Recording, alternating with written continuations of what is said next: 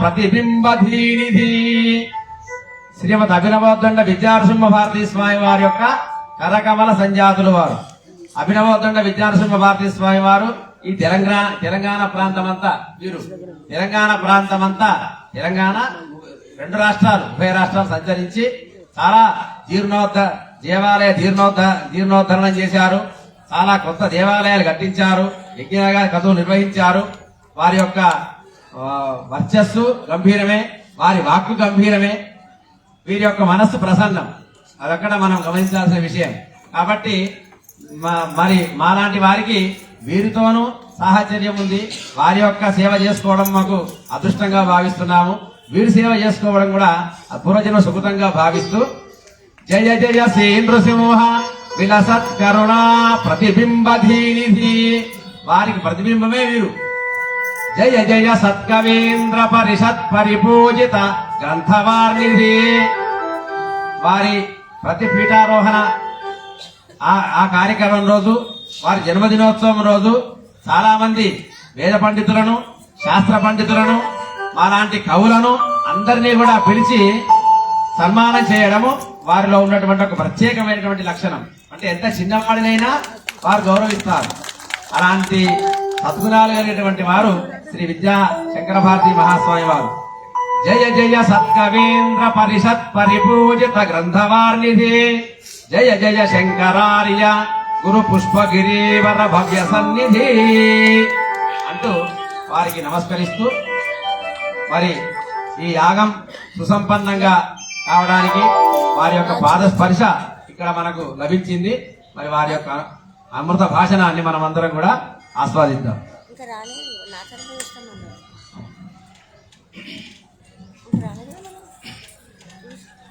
శ్రీ గురుభ్యో నమః. శంకరం శంకరాచార్యం కేశవం బాదరాయణం సూత్రభాష్యకృతో వందే భగవంతో పునః పునః. శృతిస్మృతిపురాణానాం ఆలయం కరుణాలయం నమామి భగవత్పాదశంకరం లోకశంకరం. సత్యజ్ఞానసుఖస్వరూపమమలం క్షీరాబ్దిమధ్యస్థితం యోగారూఢమతిప్రసన్నవదనం భూషా సహస్రోజ్వలం త్రిక్షం చక్రపినాకసాభయకరాన్ బిభ్రాణమర్కచ్ఛవిం ఛత్రీభూతఫణీంద్రమిందుధవళం లక్ష్మీనృసింహం భజే. నారాయణసమారంభాం వ్యాసశంకరమధ్యమాం అస్మదాచార్యపర్యంతాం వందే గురుపరంపరాం. శ్రీగురుభ్యో నమః. హరి ఓం. సోమయాజుల రవీంద్ర శర్మ గారు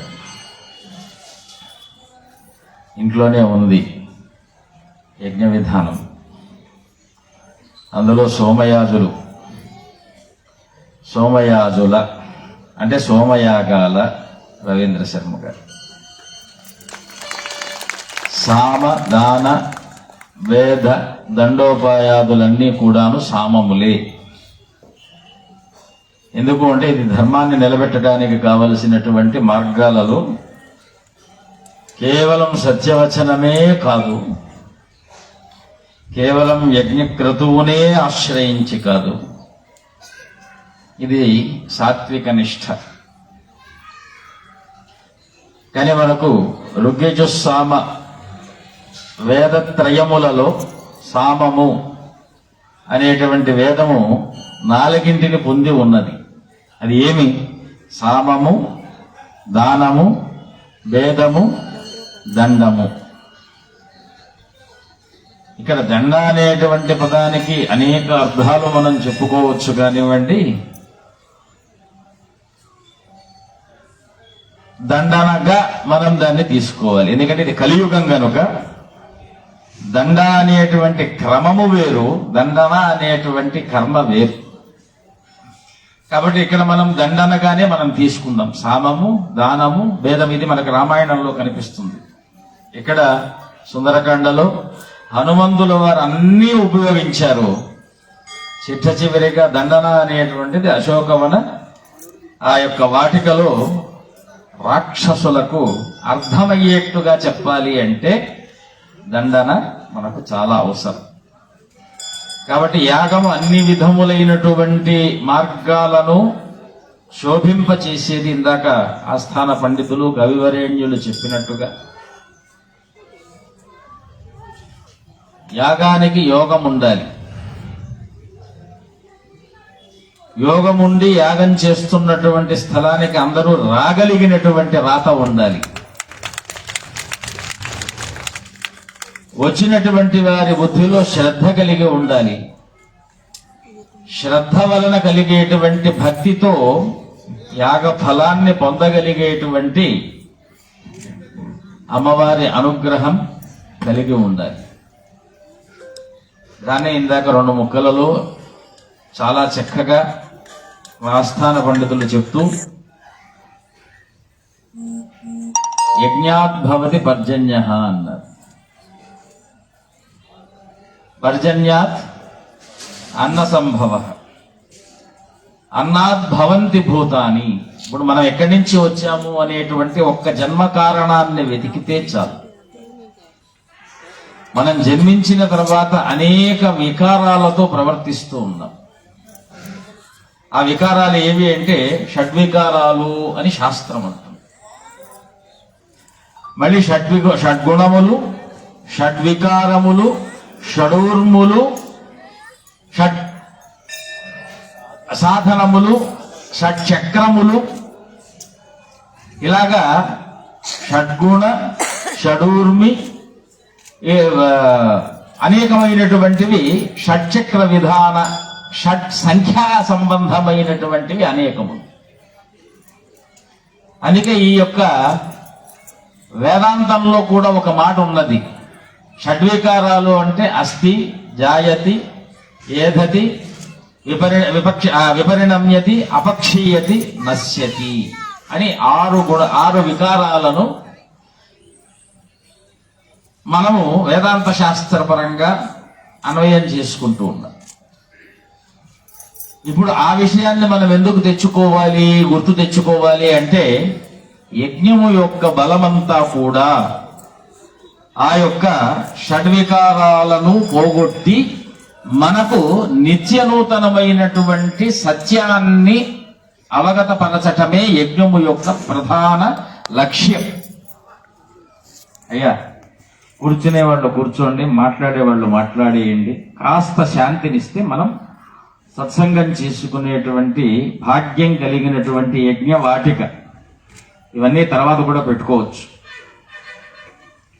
చిత్త విక్షేపం కలిగింది అంటే రావలసినటువంటి వాక్యంలో ఆ పటుత్వము లేకపోవటం వలన సమయమేమో గడిచిపోతుంది. మళ్ళీ ఈ సమయాన్ని మనం తీసుకురాలేం. మళ్ళీ మా సోమయాజుల రవీంద్ర శర్మ గారు ఇంకొక 5 చండీ కల్పన చేస్తే తప్ప మళ్ళీ మనకు అప్పుడు కూడా వస్తుందో రాదో తెలియదు. శ్రేయాంసి బహు విఘ్నాని అన్నారు. ఈ మీడియా కాలంలో మీడియా కంటే కూడా పెద్ద ప్రచార సాధనము, విఘ్న సాధనము రెండూ కూడా వినాయకుడు కలుగుతుంది. వినాయకుడు అంటే ఆ యొక్క కెమెరాని ఆశ్రయించి ఉన్నారన్నమాట. ఎందుకంటే తొండము కలిగినటువంటిది, దృష్టి కలిగినటువంటిది రెండూ దాంట్లో ఉన్నాయి. చూడటానికి తొండంలో ఉంటుంది కానీ లోకానికి అన్ని చూపిస్తూ ఉంది. కాబట్టి జాగ్రత్తగా ఉండాలి. ఇది 10 మంది చూసేటప్పుడు ఆ వాక్యం వారికి హృదయానికి అంటినట్టుగా ఉండాలి. ఇది నాకే చెప్పారు స్వామివారు అన్నట్టు.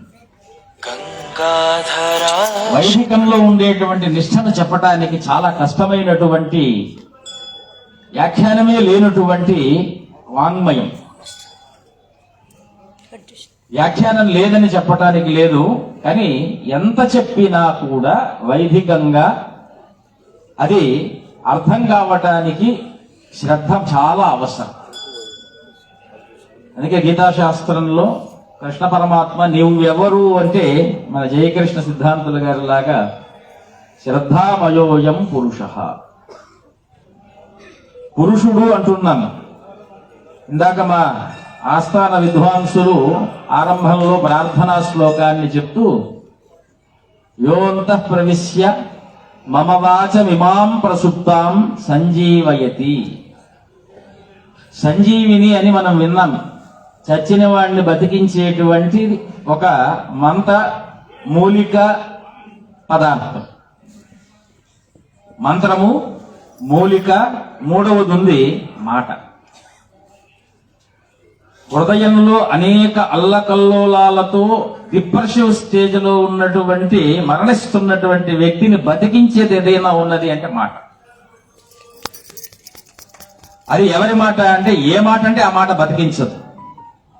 అది ఇందాక మాడుగులలో మా అడుగులు అన్నట్టుగా పరమాత్మ అంటే మా తల్లి ఆడేటువంటి ఆట దివ్యమైనటువంటి మాట.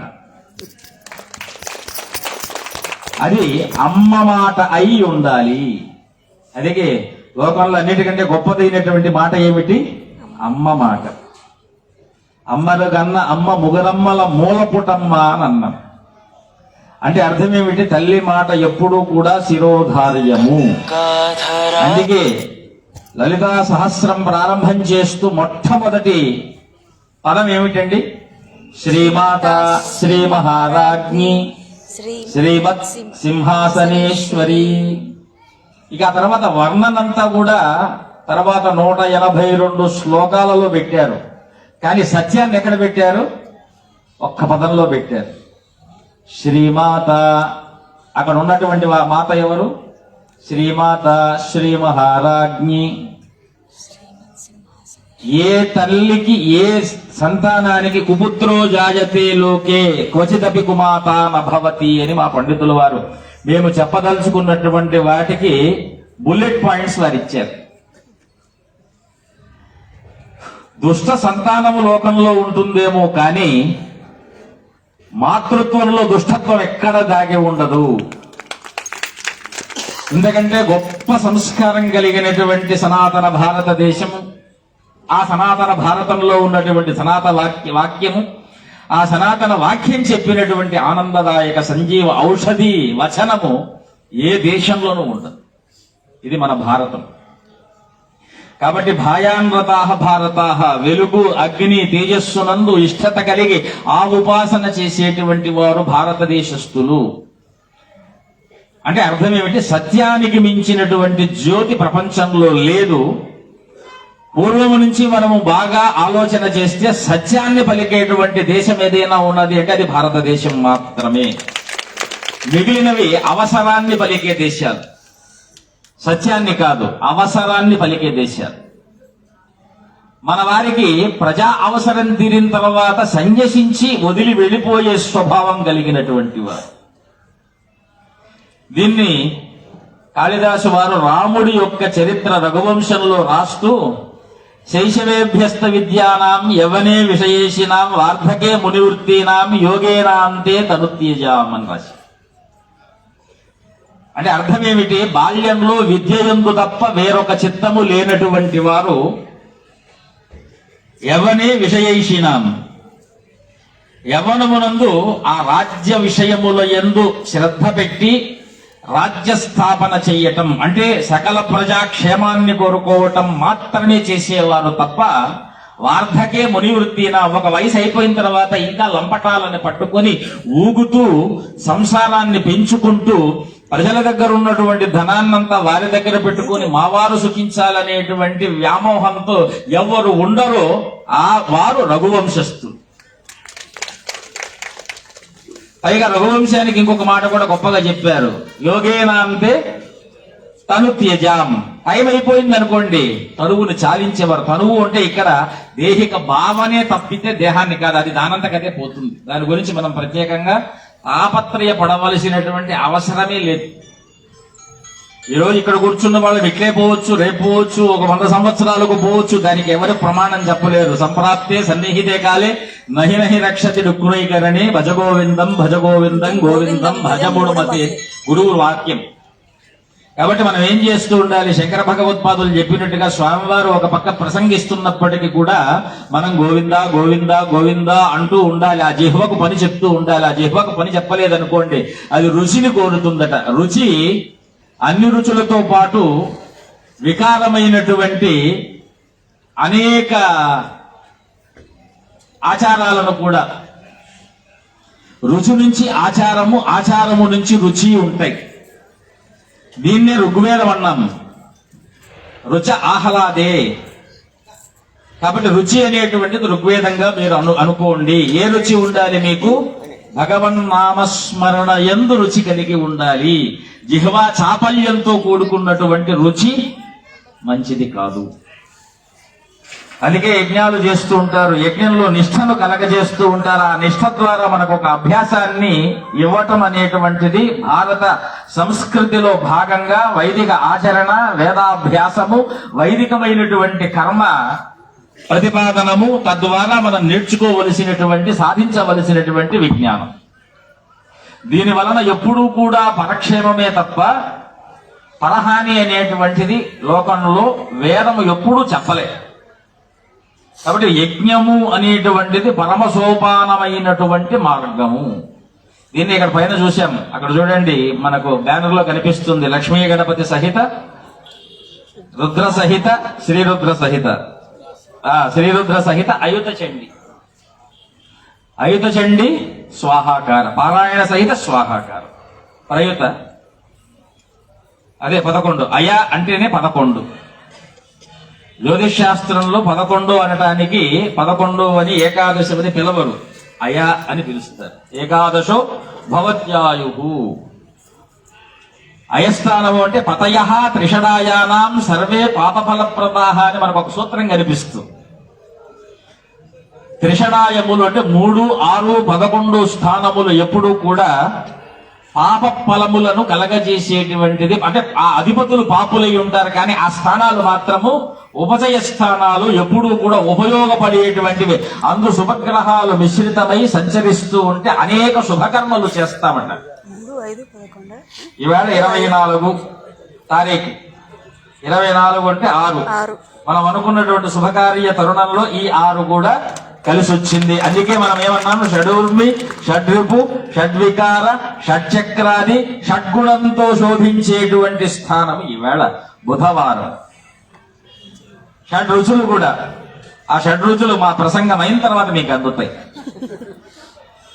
ఎందుకంటే షడ్రుచులు అనేటువంటిది కూడా మనకు ఇక్కడ ఎలా తీసుకోవాలి అంటే, అమ్మవారి యొక్క షడక్షరి, బాలా షడక్షరి ఆ నాలిక మీద తాండవం చేస్తుంటే షడ్రుచులు కూడా తాండవించినట్టే ఉంటుంది. మా పండితులు వారు మొట్టమొదటి అన్నారు, ఓ రామ ఓ రామ నీ నామం ఎంతో రుచిరా అన్నారు. కొంతమంది అంటుంటారు, రామనామం మేము చెప్తున్నామండి, మాకేం రుచించట్లేదు అంటే, నీ నాలుక మొద్దుబారిపోయి మైండ్ మీకు ఆ రామాన్ని పట్టలేనటువంటి ఏదో ఒక జాడ్యాన్ని ఆవహించి ఉన్నది. నిజంగా భగవన్నామని చెప్తే ఎప్పుడు మీకు ఈ నామము యొక్క వైభవం తెలుస్తుంది అంటే, మీ గుండెలో భీతి వచ్చి చుట్టుపక్కల సమస్యల వలయం పద్మవ్యూహంలా మారినప్పుడు, మీకు ఏ ఆలోచన రానప్పుడు, దుష్ట చతుష్టయం మిమ్మల్ని కాటేసినప్పుడు, మీరు అభమన్యుని అవస్థలో ఉన్నప్పుడు, అప్పుడు అన్నాడు ఆయన కూడా, ఓ రామ నీ నామం ఎంతో రుచిరా అని. అంతకు ముందు కూడా పాప ఆ రుచిని అనుభవించాడు, కానీ అప్పుడు ఇంకా బాగా అనుభవించి చెప్పాల్సి వచ్చింది, ఓ నామ నీ నామం ఎంతో రుచిరా. కాబట్టి చూడండి, మనం ఏదైనా లోపల అనుకున్నవి వ్యక్తపరచాలంటే కూడా ఒక సమయం కావాలి. అది హృదయం ద్రవించేటువంటి సమయం కావాలి. ఆ సమయం రాకుండా ఉండటానికి అమ్మ కావాలి. ఆ అమ్మ మాట మనకు ఏమై ఉండాలి అంటే, మన జీవితానికి వేదమై ఉండాలి. అందుకే శ్రీమాత. మాటను చెప్పేటువంటి, ఏ తరింపజేసేటువంటి తత్వము లోకంలో ఉన్నదో, మాట నేర్పించేది ఎవరండి? మాకే. అందుకే రెండు కూడా టవర్గ ప్రథమాక్షరం, తవర్గ ప్రథమాక్షరం. మాట మాట. కాబట్టి అక్షర సంయోగంతో చూడండి ఎన్ని అర్థాలు భాషిస్తూ ఉంటాయి, ఎంత ఆనందం వస్తుంది. అదే ఈ ఆనందం కోట్లు ఉండి సుఖాన్ని అనుభవించినప్పుడు కూడా రావు. ఆ కోట్లు ఉండి దానం చేసి ఇటువంటి యజ్ఞ విభవంలో ఒక నలుగురితో మనం సత్సంగం చేసేటువంటి కాలంలో ఆ ఆనందాన్ని మనం పంచుకునేటువంటి అవకాశం. ఇది స్వామివారి ప్రసంగం కాదు. మనము ఒక్కొక్కరితో ముచ్చటిస్తే గంటలు పడుతుంది కాబట్టి అందరితో కలిసి ఇలాగా సంభాషించుకోవటానికి అమ్మ కల్పించినటువంటి ఒక ఆనంద సభ వేడుక ప్రాంగణం ఈ యొక్క అయుత చండీ ప్రాంగణం. అందులో అనేకమైనటువంటివి ఏ విషయము లేకపోతే మాటలు నిస్సారమై ఉంటాయి. కాబట్టి ఇక్కడ మాట అంతా ఎవరు? అమ్మలగన్న అమ్మ ముగురమ్మల మూలపుటమ్మ. కాబట్టి ఆ విషయాన్ని మనం ప్రస్తావించుకుంటూ యజ్ఞ వైభవాన్ని మనం తలుచుకుంటే అక్కడ చండీ యాగం అన్నామండి. అంటే అమ్మవారి యాగానికి ముందు చండీ, రుద్రుడు రుద్రయాగం, గణపతి యాగం ఏ పేరుతో కలిపినప్పటికీ కూడా అగ్ని ఆ యాగ లక్షణాన్ని, యోగ లక్షణాన్ని పొంది ఉంటుంది. అంటే అగ్నికి ఏ పేరు పెట్టినా ఆ దేవత రూపాన్ని పొందుతుంది. ఇది కామ్య విద్య. ధర్మ అర్థ కామ్య మోక్షములుగా పిలవబడేటువంటి పురుషార్థములు, ధర్మాన్ని ఆచరించినటువంటి ధర్మ అర్థవిహితమైనటువంటి జ్ఞానము కలిగినటువంటి ఏ ఆత్మాగ్ని ఉన్నదో అది ఏ రూపాన్నైనా పొందగలుగుతుంది. అంటే అర్థం ఏమిటి? మీరు యథాయథా ఉపాసతే తేన తథా తథైవ భవతి. మీరు పై రూపం మారుతుందో లేదో మనం చెప్పలేము, కానీ లోపలున్నటువంటి హృదయాగ్ని మాత్రము ఏ రూపాన్ని కావాలో ఆ రూపాన్ని పొందగలిగినటువంటి ఆత్మతత్వం మనలో ఉన్నది. దాన్ని మనము యాగము అంటున్నాం. కృష్ణ పరమాత్మ అహం వైశ్వానరో భూత్వా ప్రాణినాం దేహమాశ్రిత అన్నారు. ఆ యజ్ఞాన్ని మనం ఇక్కడ కడుపులో ఉన్నాడు కృష్ణ పరమాత్మ, ఉదరస్థానం జఠర స్థానంలో ఉన్నాడు. ప్రాణినాం దేహమాశ్రిత, ప్రాణంలో యొక్క దేహాన్ని ఆశ్రయించి ఉన్నాను. ప్రాణాపాన సమాయుక్త పచామ్యన్నం చతుర్విధం, ప్రాణాపానాది యుక్తమై ఉన్నటువంటి అన్నాన్ని నేను పచనం చేస్తూ నీకు శక్తినిస్తున్నా, శక్తిని మాత్రమే ఇస్తున్నా. మరి ఈ ప్రక్రియ అంతా మనం ప్రత్యక్షంగా చూసేటువంటి స్థలం ఏదైనా ఉన్నదా అంటే యాగ ప్రాంగణం. అందుకే చూడండి, అందులో హవిర్భాగ రూపాల్లో మనం ఎన్ని వేస్తున్నాం? ఫలాలు వేస్తాం, శాఖాలు వేస్తాం, ఆజ్యం వేస్తాం, హవిష్యు వేస్తాం, ఇంకా తత్తత్ హోమ విశేషమైనటువంటి ద్రవ్యములన్నిటినీ కూడా మనం ఆహుతులుగా ఇస్తున్నాం. ఎన్నించినా పరమాత్మ చేస్తున్నటువంటి దాన్ని హుతం అంటున్నాం. ఆ హుతమైనటువంటి బీజతత్వములు ప్రకృతిలోకి లీనమై తస్య ప్రకృతి లీనస్య యః పరస్స మహేశ్వరః. ఇందాక పండితులందరూ వచ్చారు. పండితులందరూ వచ్చి స్వామివారిని ఏమని కీర్తిస్తున్నారు అంటే నకర్మణాన ప్రజాధనే నత్యాగే నైకే అమృతత్వమానశుహు అని వారు చెప్పారు. మా పండితులు వారు త్యాగార్థాన్ని చెప్పారు. అంటే భగవంతుడి కొరకు ఈయదలిచినటువంటి ఆహుతులను అగ్నికి సమర్పించటము త్యాగము. మన దేహంలో పుట్టేటువంటి ప్రతి మాట కూడా పరమాత్మకు సమర్పించటమే త్యాగము. అందుకే యోగులైనటువంటి వారు త్యాగం ఎలా చేస్తారు అంటే నాకు నా కర్మణాన ప్రజాధనేనా, నాకు ఈ కర్మ అక్కర్లేదు, ఈ ప్రజలు అక్కర్లేదు, ఈ ధనం అక్కర్లేదు అని అంటంలే. అది నాకు కావాలని కూడా అంటంలే. నా మాట ఏదైతే ఉన్నదో అది నిరంతరము కూడా ఆ మాట పరమాత్మ పాదముల సన్నిధికి చేరాలి. ఇది జీవిత పరమార్థము. అందుకే నిరంతరము ప్రహ్లాద స్మరణం, వైయాసకి కీర్తనం, పరీక్షిత్ శ్రవణం. కాబట్టి ధరించిన వాళ్ళలో వినేవాళ్ళు ఉన్నారు, రెండోగా ధరించినటువంటి వాళ్ళల్లో చెప్పేవారు ఉన్నారు, మూడుగా ధరించిన వాళ్ళల్లో స్మరించే వాళ్ళు ఉన్నారు.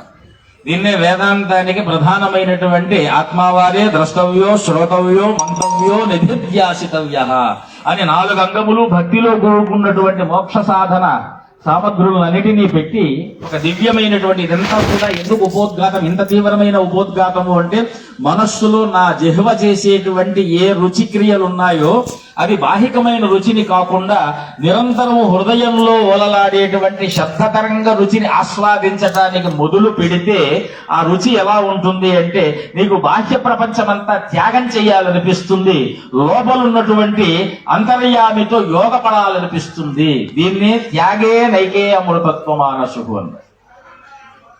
చూడండి ఎంత వేదంలో అద్భుతమైనటువంటి నిగూఢార్థం. పోనీ అంతర్యాగం చెప్పాను, బహిర్యాగం ఎలా చేస్తున్నాం చూడండి. బహిర్యాగంలో కూడా ప్రతిష్ఠింపజేసేటువంటి అగ్నిని వేద పండితులు ఎలా స్థాపిస్తున్నారు అంటే చత్వారి శృంగా త్రయో అస్య పాదాద్వే శీర్షే సప్తహస్తాసో అస్య త్రిధా బద్ధో వృషభోరోరవీతి మహో దేవో మత్యాగం ఆవివేశ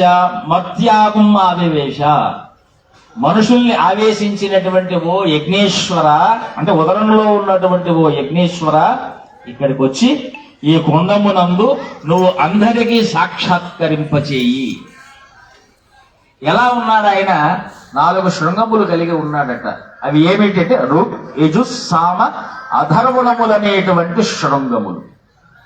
అందుకే 4 ద్వారాలు అక్కడ కనిపిస్తున్నాయా మనకు? ప్రాగ్ద్వారం, పశ్చిమ ద్వారం, దక్షిణ ద్వారం, ఉత్తర ద్వారం. కాబట్టి 4 శృంగ త్రయో అస్య పాదాః, 3 పాదములు కలిగినటువంటి వాడు. ఏమా 3 పాదములు అంటే సంధికాలములుగా వేదము యొక్క ఏవైతే మంత్రానుసంధానములు ఉన్నాయో, ఇంకా బాగా చెప్పాలి అంటే ప్రాతఃసంధి, మధ్యాహ్న సంధి, సాయం సంధి, ఈ పాదములు నడవకపోతే మీకు తెల్లవారి మధ్యాహ్నము, సాయంకాలము, రాత్రి అనేటువంటి కాలము పుట్టదు. కాబట్టి యజ్ఞేశ్వరుడు కాల భగవానుడు కూడా ఆయనే. 4 శృంగ త్రయో అస్య పాద ద్వే శీర్షే, పగలు రాత్రి అనేటువంటి 2 శిరస్సులు కలిగినటువంటి వాడు. సప్తహస్తాసో అస్య, 7 చేతులు కలిగినటువంటి వాడు. ఆ 7 చేతులు ఏమిటి అంటే చతుర్యామ దివాచైవ త్రియామ రాత్రి రుచ్యతే. ఇది మనము నవరాత్రాలలో యామ పూజలు అని చేస్తూ ఉంటాం. ఇది మనకు అమరంలో కూడా ఉన్నటువంటి వాక్యమే. పగటి పూట 4 యామములు, రాత్రిపూట 3 యామములు కలిస్తే 7 యామములు. ఆ 7 యామముల్ని యజ్ఞేశ్వర భగవానుడికి సప్తహస్యాతో అస్య త్రిధాబద్ధ, 3 చేత బంధింపబడ్డటువంటి వాడు. బంధింపబడ్డటువంటి వాడు అంటే దానికి అధీనమై ఉన్నటువంటి వాడు. ఏమి ఆ అధీనమైనటువంటి వాడు అంటే యజ్ఞక్రతువులు 3 విధములైనటువంటి మానసిక, వాచిక, కాయిక అనేటువంటి 3 చేత మాత్రమే బంధింపబడతాడు తప్ప లేకపోతే తగలబెట్టేస్తాడు. ఎందుకంటే ఆయన్ని భరించడం ఎవరి వల్ల అవుతుందండి? అక్కడ కూడా ఆయన ఈవేళ ఇచ్చేటువంటి ఆహుతులని మనందరికీ శ్రేయోఫలదాయకములుగా మారుస్తున్నాడు. అంటే మానసిక, వాచిక, కాయికమైనటువంటి కర్మలు అంటే త్రికరణముల చేత బంధింపబడేటువంటి వాడు. కాబట్టి మనకేం కావాలి? త్రికరణ శుద్ధి కావాలి. కాబట్టి 4 శృంగ త్రయో అస్య పాద ద్వే శీర్షే సప్తహస్తాసోస్య త్రిధాబద్ధో వృషభోరోరవీతి. అంటే వేదముని ఉపనిషత్తు ఏం చెప్తుంది? యశ్చందసా వృషభో విశ్వరూప. ఛందస్సులన్నీ కూడా అంటే వేదములన్నీ కూడా వృషభ రూపాన్ని ధరించినటువంటివై, ఆ ఛందోరూపములైనటువంటి సృష్టి అంతా గోరూపధారిగా ఉంటే వృషభము, ఆవు కలిస్తే యావత్ సృష్టి. అందుకే గోమాత రక్షింపబడాలి. గోమాతను మనం ఎందుకు రక్షించుకోవాలి అంటే అది సాక్షాత్తు సృష్టి రూపం. ఇక్కడ కూడా ఎవరు? కాళిదాసు వారు దీన్ని కూడా మనకు జుగోప గోరూప ధరామి ఓర్వీం అన్నారు. వేదములు శబ్దాత్మకంగా ఉండవు. నిజానికి చెప్పాలంటే వేదములు తరంగ శక్తి కలిగినటువంటివి, ఆత్మస్వరూపం కలిగినటువంటివి.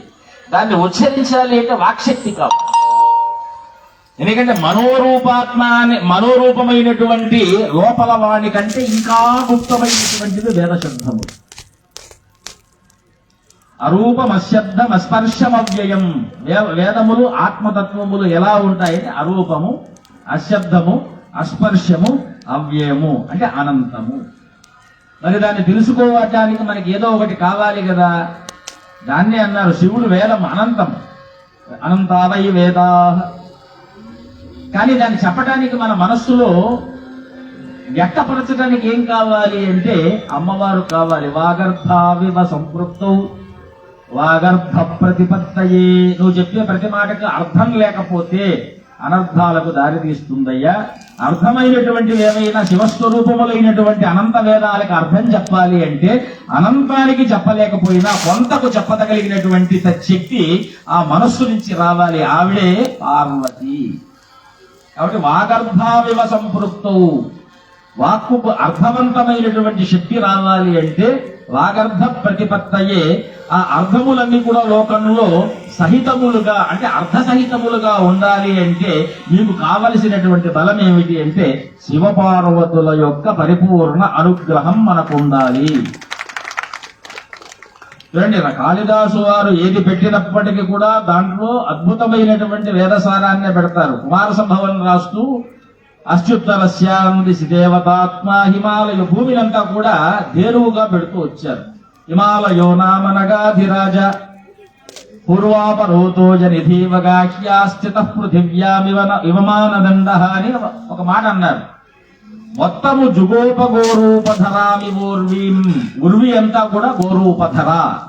మరి ఈ ఉర్వి ఏర్పడటానికి కావలసినటువంటి సంకల్పం ఎవరు చేశారు? శివుడు చేశారు.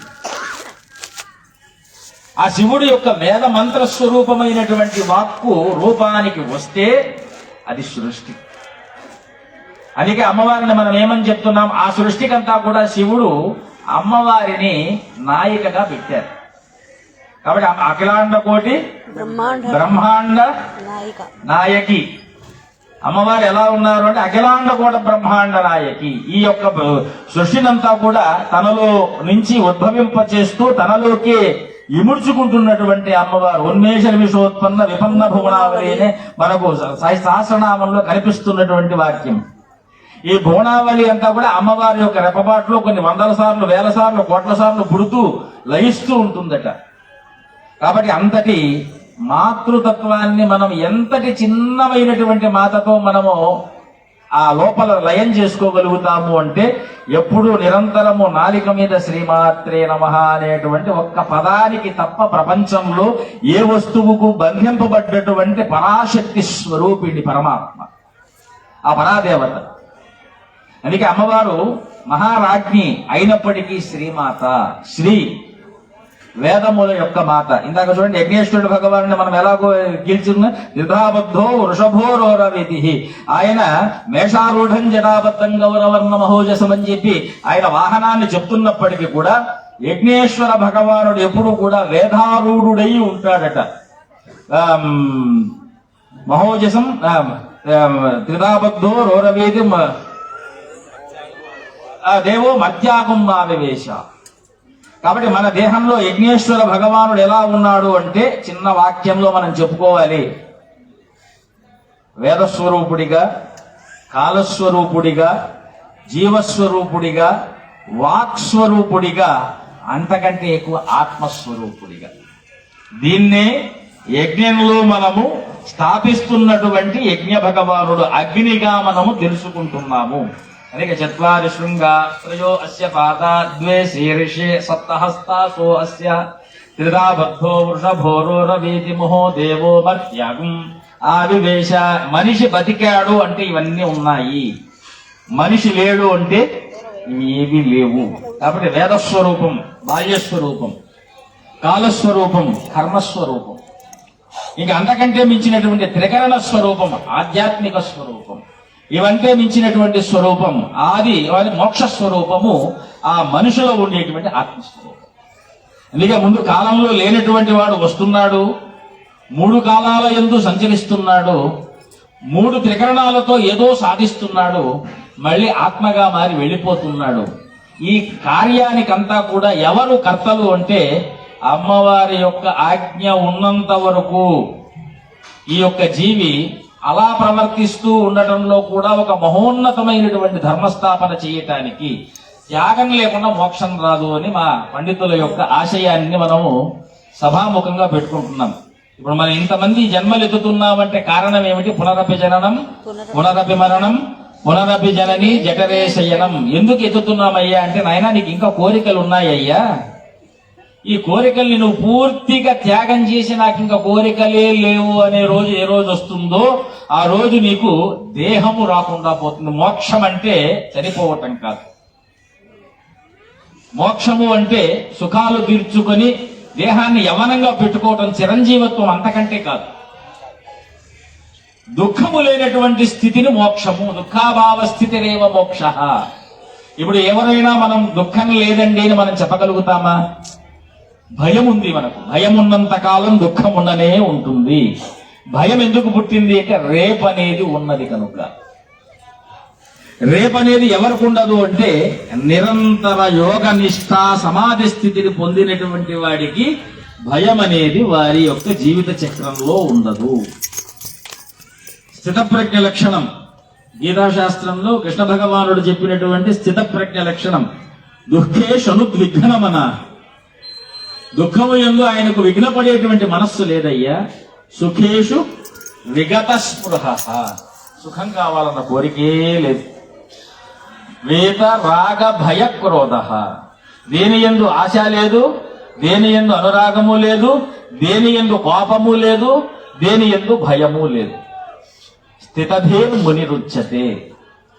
మనకు రేపటి రోజున ఏమవుతుందో అనేటువంటి భయం, ఇంకొక గంటలో ఏమవుతుందో అనేటువంటి అనుమానం, శంఖా స్థితి, ఇవన్నీ కలిపి భయానికి కారణభూతములైనటువంటి బీజములుగా లోకము ఎప్పుడూ మనల్ని చిత్రీకరిస్తూనే ఉన్నది.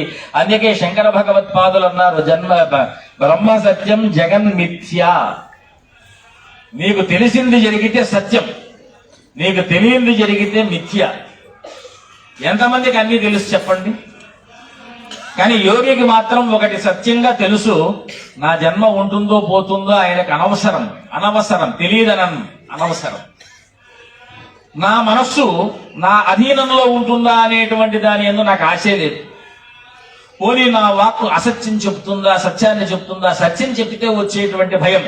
ఈ రోజు ఆ మీడియాను ముందు పెట్టుకొని ఎవరైనా సరే సత్యాన్ని చెప్పగలిగేటువంటి ధైర్య సాహసాలు ఉన్నాయా? కానీ అది లేకపోతే ఎక్కడో ఉన్న వారికి అందేటువంటి పరిస్థితి కూడా లేదు. ఎందుకంటే ఉభయ స్వర్గము అపవర్గము రెండు దాని యందు ఉన్నది. స్వర్గాపవర్గ రూపాయ యజ్ఞేశాయ నమో నమః. ఇప్పుడు మనం చేసే యజ్ఞానికంటే ఏమర చేస్తున్నటువంటి ఏమరపాటుతో ఉండేటువంటి యజ్ఞాలు చాలా ఉన్నాయి. అందుకే ఆ ఏమర అంటేనే కేమర. కమరేశ్వరాయ. కాబట్టి ఇలాంటివి అనేకమైనటువంటి సందిగ్ధ భయానక విషయాలు, శంఖా ప్రవృద్ధకమైనటువంటి విషయాలు ఎన్నో లోకంలో జరుగుతున్నాయి కనుక ఇవన్నీ కూడా భయాన్ని కలగజేస్తూ, శాంతిని కలగజేస్తూ, ఉభయ వర్గాలుగా మనిషిని కలిలో నడుపుతున్నాయి కనుక ఇంత దారుణమైన పరిస్థితుల్లో మహాయజ్ఞాలు చేయటం మనిషికి దుర్లభం. అందుకే ఎవరైనా చేస్తూ ఉంటే మనం వెళ్ళి అక్కడ కేవల దర్శన మాత్రం చేతనే పుణ్యాన్ని పొందేటువంటి పరిపూర్ణమైన ఫలాన్ని కలియుగంలో పెట్టారు, అందులో సందేహం లేదు. కృతయుగంలో తపస్సు చేయకపోతే మోక్షము రాదు, అది కృతయుగ సిద్ధాంతం. ద్వాపర యుగంలో యజ్ఞము చేయకపోతే మనకు మోక్షము రాదు, ఇది త్రేతాయుగంలో. ద్వాపర యుగంలో దానము చేయకపోతే వారికి ముక్తి వచ్చేటువంటి అవకాశము లేదు. కలియుగంలో స్మరణ చేయకపోతే ముక్తి రాదు.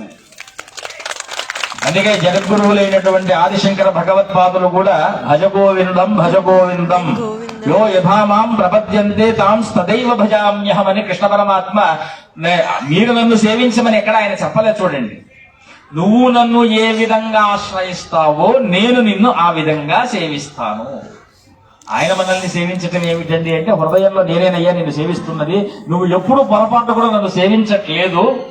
నువ్వు నిద్ర లేవగానే పళ్ళు తోముకోవాలనేటువంటి మాయలో పడ్డప్పుడు తర్వాత స్నానం చేయాలి అని గుర్తు చేసేది నేనే. స్నానం చేసిన తర్వాత బట్టలు తొడుక్కోవాలి అనేటువంటి జ్ఞాపకాన్ని కలగజేసేది నేనే. ఈ రెండింటికి మధ్యన తల్లి రూపంలో ఒరే నాయన అక్కడికి వెళ్లి కాస్త దీపం పెట్టి అగరొత్తులు తిప్పి నైవేద్యం పెట్టరా. No mummy, I'm having lot of work, much work, I want to leave.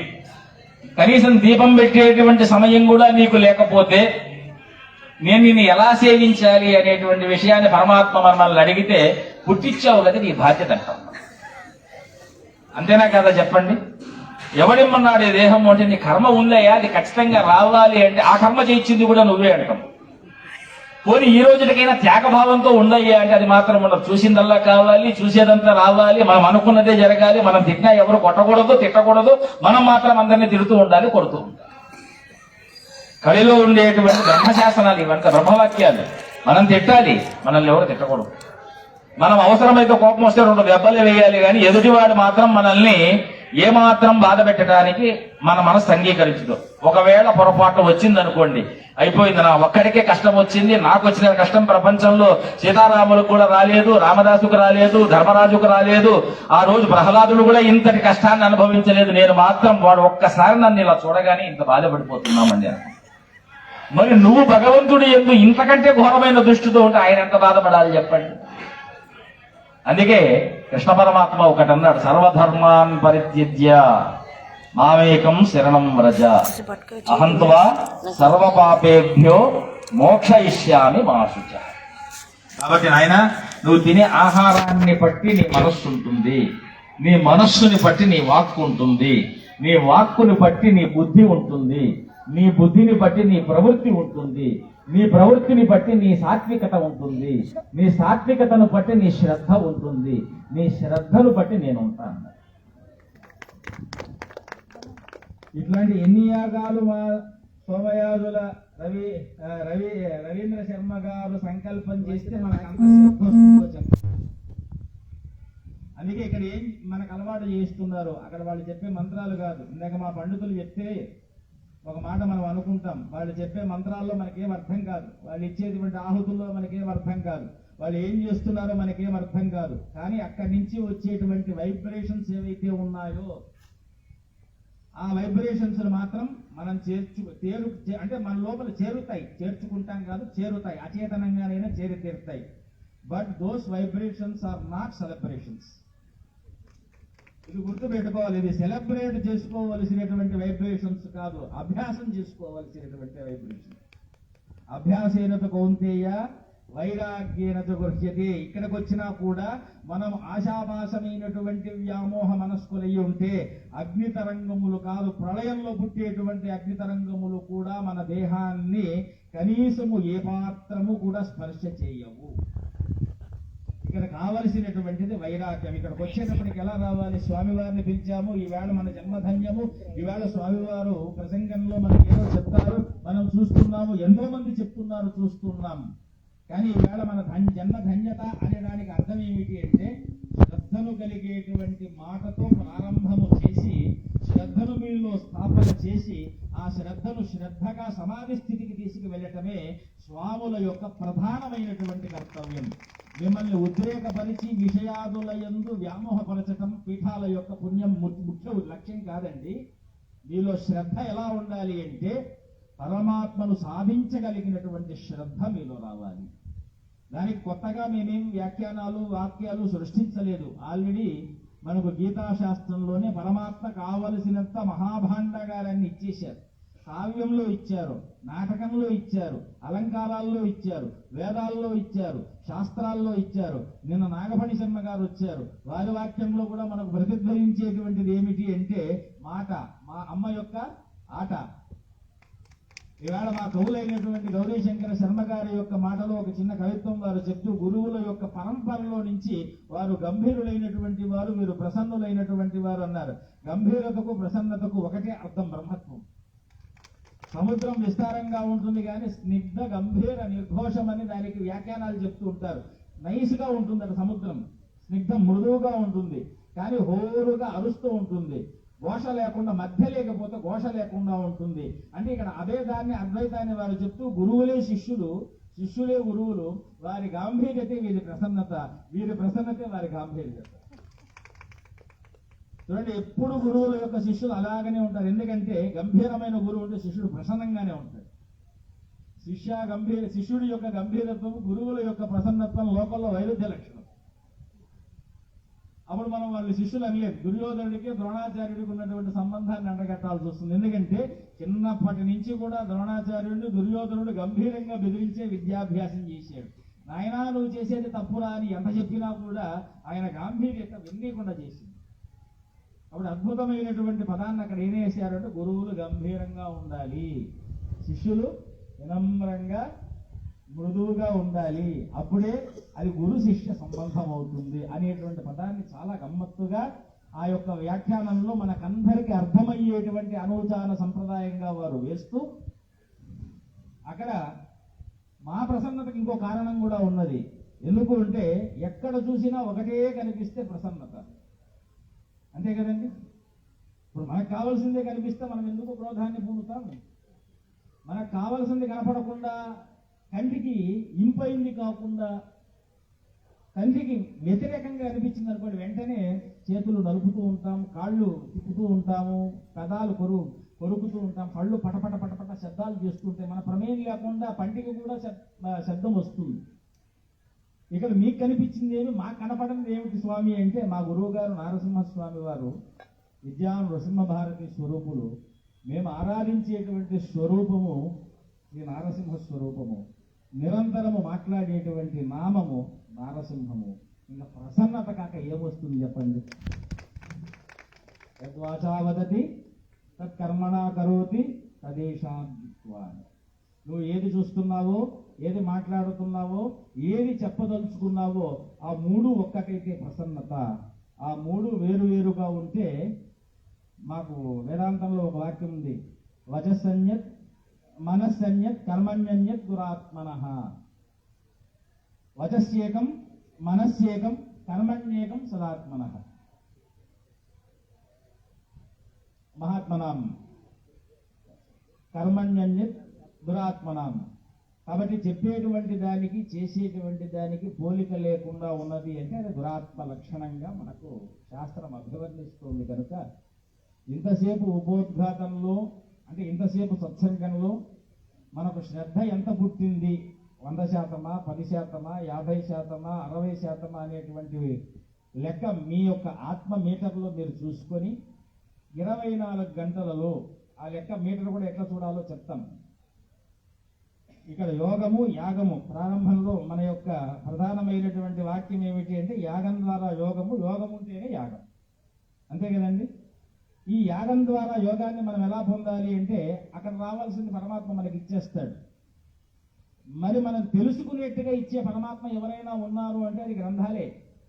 24 గంటల కాలంలో ఎంతకాలము మీ నోరు పరమాత్మ నామాన్ని వచిస్తుంది, ఇది మన మీటర్లో మనము రోజు కూడా లెక్క పెట్టుకోవలసినటువంటి మన మార్క్స్.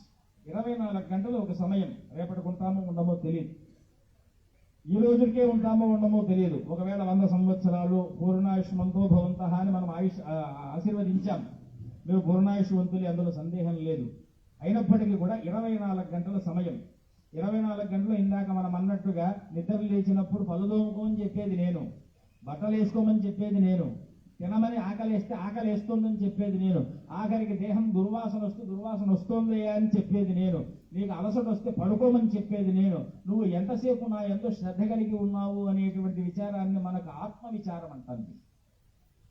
ఎందుకంటే ఏదో ఒకటి ఆశ్రయించకుండా ఆత్మజ్ఞానం కలిగేటువంటి అవకాశం ఏమాత్రము మనకు లేదు. కనుక దేన్ని ఆశ్రయించాలి అంటే భగవన్ నామాన్ని ఆశ్రయించాలి. కాబట్టి నామస్మరణాదన్యోపాయం నహి పశ్యామో భవతరణే రామ హరే శ్రీకృష్ణ హరే తవ నామ వదామ సదాన్వహరే. కాబట్టి ఎప్పుడూ కూడా నీ నామాన్ని నేను ఎప్పుడూ చెప్తూ ఉండేటట్టుగా పరమాత్మ నన్ను అనుగ్రహించు.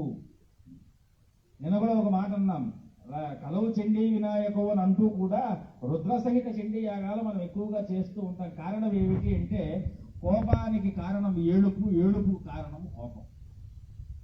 ఈ రెండింటిని పోగొట్టేటువంటి దంపతులు ఎవరైనా ఉన్నారు అంటే, రుద్రుడు ఏడుపునేయకుండా చేస్తాడు, చండీ కోపాన్ని లేకుండా చేస్తుంది.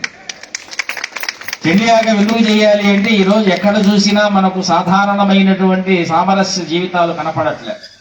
ఇప్పుడు ఇంకొక ఉచ్చు మనకు రగిలేటువంటి అవకాశాలు కనిపిస్తున్నాయి. సామాజికంగా అయినా ఒక 2 నిమిషాలు మాట్లాడి ముగిస్తే మనము ఆధ్యాత్మికంగా సామాజికంగా 2 మాట్లాడినట్టు ఉంటుంది. కనుక బంగ్లాదేశ్ దేశం లాంటి స్థలాల్లో హిందువులకు జరిగినటువంటి మహాపరాధం గురించి ఎవరు కూడా మనము ఆలోచించలేదని అనుకుంటూ ఉన్నా, మనం ఈ ప్రాంగణంలో ఎందుకు తలుచుకుంటున్నామంటే, అటువంటి వారికి అమ్మవారు శాంతి చేకూర్చుగాక. జరిగేటువంటి వివాదాలు, జరిగేటువంటి రగడలు, రాబోయే కష్టాలన్నిటినీ కూడా అమ్మవారు ఉపశమింపుగాక. దీని వలన ఏ తల్లి, తండ్రి, బిడ్డ, జీవి కూడా నిరంతరము దుఃఖ సముద్రంలో మునగకుండా ఉండుగాక. మనమందరూ కూడా అటువంటి వార్తలు లేకుండా, అటువంటి వార్తలు మన చెవిన పడకుండా, లోకములో ఉన్నటువంటి వారందరూ కూడా సుఖముగా సంతోషముతో ఇలాంటి యజ్ఞయాగాది క్రతువుల యందు మన సత్సంగములాగా జరుగుతూ ఉండుగాక. ఆ రుద్రుడు లోకపాలకుడు ఆయన. ఎందుకంటే ఆ లోకపాలకుడిలో రుద్రుడు ఎప్పుడు తాండవిస్తాడు అంటే ప్రపంచంలో కలహ స్వభావము, కల్మష స్వభావము ఎక్కువైనప్పుడు రుద్రావిర్భావం జరుగుతుందట. అంటే కడుపులో తీరని బాధ కలిగితే రుద్రుడు పుట్టాడు అని నృసింహ పురాణం మనకు చెప్తున్నటువంటి మాట. బ్రహ్మదేవుణ్ణి విష్ణువు సృజించి ఏమీ చెప్పకుండా అంతర్ధానమైపోతే ఆయనకి ఏం చేయాలో తెలియక కొంతసేపు మౌనంగా ఉండి ఆ తర్వాత కడుపులో ఒక రకమైనటువంటి రోషము పుట్టి ఆ రోషముతో తీవ్రమైనటువంటి దృష్టితో ఆ తన తొడలకేసి చూడగా చేతిలో ఒక చిన్న పిల్లవాడు వచ్చాడు. ఇది నృసింహ పురాణంలో ఉన్నటువంటి మాట. అప్పుడు పుట్టిన పిల్లవాడు గట్టిగా ఏడ్చాడట. ఎందుకు ఏడుస్తున్నావు సముదాయిస్తే నాకు పేరు పెట్టమన్నాడు. చూడండి ఎంత అద్భుతమైనటువంటి కథ. పుడితే ఏం పేరు పెట్టాలి అని ఆలోచన చేస్తూ రోషాత్ సంజాయమానత్వాత్ రుద్రః అన్నాడు. కాబట్టి రోషము నుంచి పుట్టినటువంటి వాడు కనుక ఇంకా మనకు అనేకమైనటువంటి తెల్లవారి మేము వచ్చేటప్పుడు కూడా మా యానంలో జరిగినటువంటి సంభాషణ రుద్ర శబ్దానికి చండీ శబ్దానికి అర్థాన్ని మేము సంభాషణ చేసుకుంటూ ఈ యొక్క యాగశాల వరకు వచ్చాం. అనేకమైనటువంటి రుద్రానికి పరిభాషలు చెప్పుకుంటూ వస్తున్నప్పటికీ కూడా సోరోది సహరోది సరుద్రః. కాబట్టి ఎప్పుడూ కూడా ఆయన ఏడుస్తూ ఉంటాడు, మనల్ని ఏడిపిస్తూ ఉంటాడు, ఏడుపు లేకుండా కూడా చేస్తూ ఉంటాడు. కాబట్టి రౌద్ర కర్మలు చేయకుండా ఉంటే మనం పొరపాటున చేసినా కూడా అవశ్యం అనుభోక్తవ్యం కృతం కర్మ శుభాశుభం. నువ్వు ఏది చేసినా అయ్యో నాకు తెలియక చేశానండి అంటే కాలం క్షమించదు. పరమాత్మకు దీంట్లో సంబంధం లేదు. మనమందరం అనుకుంటూ ఉంటాం మేము ధార్మికంగా ఉన్నాము, మాకు పరమాత్మ ఏమాత్రం సహాయం చేయట్లేదండి, మేము అనుభవించవలసింది మాత్రం అనుభవిస్తూనే ఉన్నాము అంటే చేసేటప్పుడు ఈ ఆలోచన ఉంటే బాగుంటుంది కదా. చేసేసాం, అయిపోయింది, ఇప్పుడు రాకూడదంటే రాకుండా ఉండేటువంటి అవకాశం లేదు. కానీ పరమాత్మ ఇంకో అవకాశం మనకి ఇచ్చాడు. ఏమిటి అంటే నీ నాలుకకు పని చెప్పు, తినటానికి కాదు, నామానికి పని చెప్పు. రుచి కంటే కూడా అక్షర రుచిని నువ్వు అలవాటు చేసుకోనాయనా. నీకు ఆకలిస్తే తిను, ఆర్ద్రత వస్తే అరుచు, కానీ అందులో కూడా తినేటప్పుడైనా నా నామాన్ని చెప్పచ్చు, కోపం వచ్చినప్పుడైనా నా నామాన్ని చెప్పచ్చు, ఎప్పుడైనా కూడా నా నామాన్ని పలకచ్చు. కనుక నిరంతరము యాగంలో ఉన్నప్పుడే మనం శ్రీమాత్రే నమః అని చెప్పాలని ఏం లేదు. లేదంటే నవరాత్రులు వచ్చినప్పుడు మనం కట్టుబొట్టు బాగా అలంకరించుకొని మగవాళ్ళు అయితే ఉత్సవాల్లోనూ ఆడవాళ్ళైతే పారాయణలోనూ పాల్గొంచుకున్నప్పుడే నామాన్ని చెప్పాలని ఏం లేదు. అందులో దాదాపు 182 శ్లోకాలలో 1000 నామాలు దాగి ఉన్నటువంటి ఏదో ఒక నామాన్ని మనం తీసుకుని భానుమండల మధ్యస్థ భైరవే భగమాలిని, సూర్యుని చూసినప్పుడు మీకు ఆ పేరు రావాలి. అమ్మ ఉన్మేషమిషోత్పన్న విపన్న భువనావళి, లేదంటే గురుమూర్తి గురునిధి గోమాత గుహజన్మభు, గోవును చూసినప్పుడు అది రావాలి. గురువును చూసినప్పుడు గురుమూర్తి గుణనిధి అనేటువంటి పదం గుర్తుకు రావాలి. అమ్మను చూసినప్పుడు శ్రీమాత శ్రీ మహారాజ్ఞి అనేటువంటి పదం గుర్తుకు రావాలి. ఇక శివుణ్ణి చూస్తే ఆవిడకు సదాశివ కుటుంబిని అనేటువంటి పదం గుర్తుకు రావాలి. ఇలాగ లోకంలో ఎక్కడెక్కడ అమ్మవారు ప్రత్యక్షమవుతారో ఆయా పదాలనే మనకు సహస్రనామంగా ఇచ్చారు తప్ప అమ్మవారికంటూ సంబంధించినటువంటి ఏ ప్రత్యేకాంశం అక్కడ పెట్టలే. ఆయన సహస్రనామాన్ని అర్థం చేసుకుంటే లోకమంతా నీకు అమ్మవారిగా కనిపిస్తుంది. లేదు నాకు ఎక్కడ ఏమీ కనపడలేదు, నాకు చెట్టుగానే కనిపిస్తోంది, పుట్టగానే కనిపిస్తోంది అంటే ఇక నిన్ను మార్చదగినటువంటి మాట ప్రపంచంలో ఏమీ లేదు. అందుకే ధ్రువుడు పరమాత్మను కనిపిస్తే చెప్పినటువంటి శ్లోకంతో ఆరంభం చేసి మా వాడు నమస్తే పురుషాయ తుభ్యం. మన లోపల స్త్రీగా జన్మ ఉన్నా, పురుషుడిగా మనం కనిపిస్తున్నా, తెల్లవాళ్లుగా ఉన్న వృద్ధుడి దేహాన్ని చాలించిన, చెట్టులోను పుట్టలోను గోవులోను క్రిమిలోను కీటకంలోను ఉండేటువంటి స్వరూపం ఏదైనా ఉన్నది అంటే దానికే పురుష అంటున్నాం. కాబట్టి ఆ పురుషత్వాన్ని మనం ఎలా సాధించుకోవాలి అంటే శ్రద్ధామయోయం పురుష. పురుషం ఉంటే మీసాలు ఉన్నవాడు పురుషుడు కాదు, జడ ఉంటే స్త్రీ కాదు, శ్రద్ధ ఉంటే పురుషుడు. శ్రద్ధ లేకపోతే పురుషుడు కాడు, అంటే నపుంసకుడు. ఎవరిని అంటం లేదండి, పురుషుడు కానటువంటి వాడు, భయం కలిగిన వాడు ఎవడైతే ఉన్నాడో, ఇది జాతికి సంబంధం లేదు, వ్యక్తికి సంబంధం లేదు, ఏ గుణానికి సంబంధం లేదు. ఈ మాట చెప్పకపోతే రేపు పొద్దున పెద్ద ఇబ్బంది వచ్చి పడుతుంది. పౌరుషములు అంటాం. పౌరుషేయములు అంటే పురుషుడి చేత నిర్మింపబడినటువంటి వాటిని పౌరుషేయములు. అపౌరుషేయములు, వేదములు అపౌరుషేయములు. నపుంసకత్వములు అన్నంత మాత్రాన దానికి వ్యాకరణంగా క్లీబము అని కూడా పేరు ఉన్నది. అంటే అర్థం ఏమిటి? అది అటు ఇటు దేనికి సంబంధించినటువంటిది. దీన్నే పరమాత్మ మనకు అరుణంలో యక్షస్వరూపాయ జటాధరాయ పినాకహస్తాయ సనాతనాయ. సనాతనుడికి రూపం లేదు, లింగం లేదు, విభక్తి లేదు, ఏమీ లేదు. ఆయన అవ్యయుడు. దీపానికి ఏం లింగం ఉందండి? దీపానికి ఏం లేదు. పురుష రూపాన్ని అయితే పురుష రూపం. ఇప్పుడు యజ్ఞేశ్వర భగవానుడిని మనం కీర్తిస్తున్నాం. ఆ యజ్ఞేశ్వరుని ఏమనన్నాం? చండీ అంటే చండీ అమ్మవారి రూపాన్ని పొందుతుంది. రుద్రుడు అంటే రుద్ర రూపాన్ని పొందుతుంది. గణపతి అంటే గణపతి రూపాన్ని పొందుతుంది. ఏమీ లేకపోతే అగ్ని రూపాన్ని పొందుతుంది. పాత్ర పెడితే అన్నం వండుతుంది. ఎక్కడైనా పక్కనేస్తే తగలబెడుతుంది. చూడండి, దానికి ఉన్నటువంటి వీడు పురుషుడే, వీడి స్త్రీనే, వీడిని కాల్చాలి, వీడి మావాడు, మా కులస్తుడు ఏం లేవు. నువ్వు ఎవరినైనా పండబెట్టి తగలబెట్టేస్తావు. ఎవరికైనా వంట పెట్టి అన్నాన్ని చేస్తుంది. అది యజ్ఞేశ్వరుడి లక్షణం గనక మన కడుపులో ఉండేటువంటి మంట వైదికమైతే అది లోకానికి పంట, అది అవైదికమైతే సంఘానికి మంట.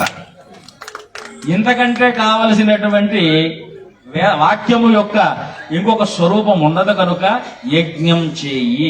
యజ్ఞానికి మనం అర్థం ఏమిటి అంటే వాక్యజ్ఞమైన, మనోయజ్ఞమైన, క్రియాయజ్ఞమైన ఏదో ఒకటి లోకంలో యజ్ఞేన యజ్ఞమేజంత దేవాః తాని ధర్మాని ప్రథమాన్యాసన్. అయినా నీకు ఇంకొక ధర్మాలు, నీ ఉద్యోగం ఉంటే తర్వాత చేసుకో, నీకు ఏదైనా వేరే పనులు ఉంటే అవన్నీ చెయ్యి, కానీ చేసే వాళ్లకు సహకారం మాత్రం తప్పక చేయండి. యజ్ఞము ఒక్కడిగా చేయకూడదు, ఒకరి ధనంతో చేయకూడదు, ఒక్క వ్యక్తిగా తనకు తాను చేయకూడదు. యజ్ఞము అనేటువంటిది సంఘోచితమైనటువంటి కర్మ, సంఘ విహితమైనటువంటి కర్మ. అదే మన సోమయాజుల రవీంద్ర శర్మ గారు మన జయకృష్ణ సిద్ధాంతి గారి యొక్క ఆధ్వర్యంలో ఇవాళ చతుర్థ దినమా, ఇవాళ చతుర్థ దిన 3వ రోజు తృతీయ దివస అయుత చండి లక్ష్మీ గణపతి సహిత రుద్ర స్వాహాకార యాగంలో అద్భుతమైనటువంటి ఈ కాలాన్ని అధికంగా తీసుకున్న అర్థమైందని అనుకుంటూ ఇక్కడికి కూడా మనం చెప్పకపోతే షడ్వికారములు షడ్రుచులుగా మారి ఆ ఆహార పాకశాలకు వెళ్లేటువంటి అవకాశము సమయము రెండు ఉన్నాయి కనుక పరమాత్మ మనకి ఇచ్చిన సమయం 1 గంట. ఆ గంటలో కూడా మనకు ఎన్నో విషయాలు ఆనందాన్ని కలగజేస్తే ఆకలి పోతుంది, బాధను కలగజేస్తే ఆకలి పెరుగుతుంది. ఎక్కువగా తింటున్నారు ఇప్పుడు కలియుగంలో. బాగా చూడండి, mid night, mid days, evenings, mornings, early mornings, good afternoon times, mid afternoon times, 24 గంటలు తింటానికి ఎక్కువ సమయాన్ని కేటాయిస్తుంది. దానికి తగ్గట్టుగానే హోటల్స్ అని, మోటల్స్ అని, ఇన్స్ అని, రెస్టారెంట్స్ అని రకరకాల విన్యాసాలతో లోకమంతా కూడా ఆహారమయమై ఉన్నది. ఎందుకున్నది అంటే మనుషుల కడుపులో విపరీతమైన క్రోధం ఉండటం వలన, ఎప్పుడూ కూడా దుర్వ్యసన వాక్కులకు బానిసై ఉండటం వలన కడుపులో నిరంతరము క్షుధాగ్ని మండుతూ ప్రళయాగ్నిగా మారుతున్నది. కాబట్టి మనకి ఎప్పుడైనా ఏదైనా బాధ కలిగిస్తే వెంటనే మనకేమనిపిస్తుంది? వెళ్ళి ఏదో ఒకటి తినాలనిపిస్తుంది. కడుపులో గ్యాస్ వచ్చింది అంటే అర్థం ఏమిటి? మనము ఏదో గాసిప్స్ వింటామని అర్థం. గాసిప్సే గ్యాస్ ని క్రియేట్ చేస్తాయి. గ్యాస్ అసిడిక్ ని క్రియేట్ చేస్తుంది. ఆ అసిడిక్ ఏం క్రియేట్ చేస్తుంది? కడుపులో మంటను, క్షుధను క్రియేట్ చేస్తే మనం వెళ్ళి ఏది పడితే తింటాం. దానికి నియమం ఉండదు. అప్పుడే మన కోరికలు వస్తాయి. మామూలుగా అయితే పెరగనం తినేటువంటి వాడు అప్పుడు మాత్రము ఏదోదో తినాలనిపిస్తుంది వాడి. ఆ తినేటువంటి దాంట్లో నియమం లేకపోవటం వలన వాడు పెరగడు, విరిగిపోతాడు. ఇలాంటి దాని నుంచి మనం బయటపడేసేటువంటిది ఏదైనా ఉంది అంటే అది కూడా కృష్ణ పరమాత్మ గీతా శాస్త్రంలో యజ్ఞ శిష్టాశనస్సంతో ముచ్యంతే సర్వకిల్పిషై. అయినా ప్రతిరోజు ఏం తింటున్నావో నీకే తెలియదయ్యా. అట్లా యాగాలకు పోయినప్పుడు అక్కడ పెట్టేటువంటి కాస్త ప్రసాదాన్ని తిను.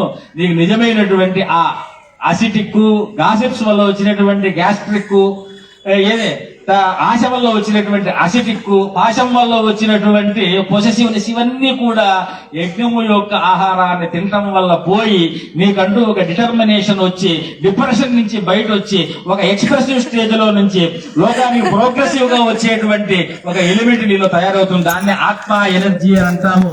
ఆ ఎనర్జీ నీకు కావాలి అంటే మనం ఏం చేయాలి? సనాతన ధర్మం అంటూ ఉన్నాం కానీ సనాతన కర్మలలోనే ధర్మం దాగి ఉంది అనేటువంటి విషయాన్ని తెలుసుకొని ఆచరిస్తారు అని ఆశిస్తూ ఈ సభా ప్రాంగణంలో ఇంతసేపు మౌనంగా ఈ యొక్క మా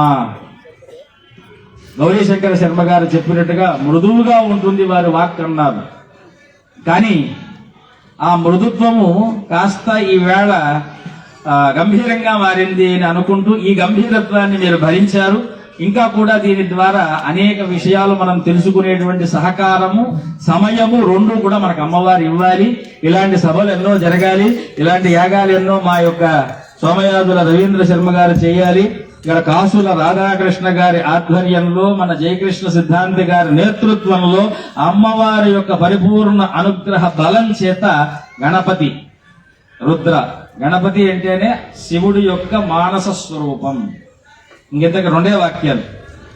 శివుడు ఎవరు అంటే ఈశాన సర్వ విద్యానాం విద్యా స్వరూపము. మరి అమ్మవారు ఎవరు అంటే ఆ విద్య యొక్క మనోరూపము. అందుకే మనోరూపేక్షు కోదండ అని అమ్మవారిని మనం పిలుస్తున్నాం. విద్య అయినా మనస్సుకు పడితేనే విద్య, లేకపోతే అవిద్య.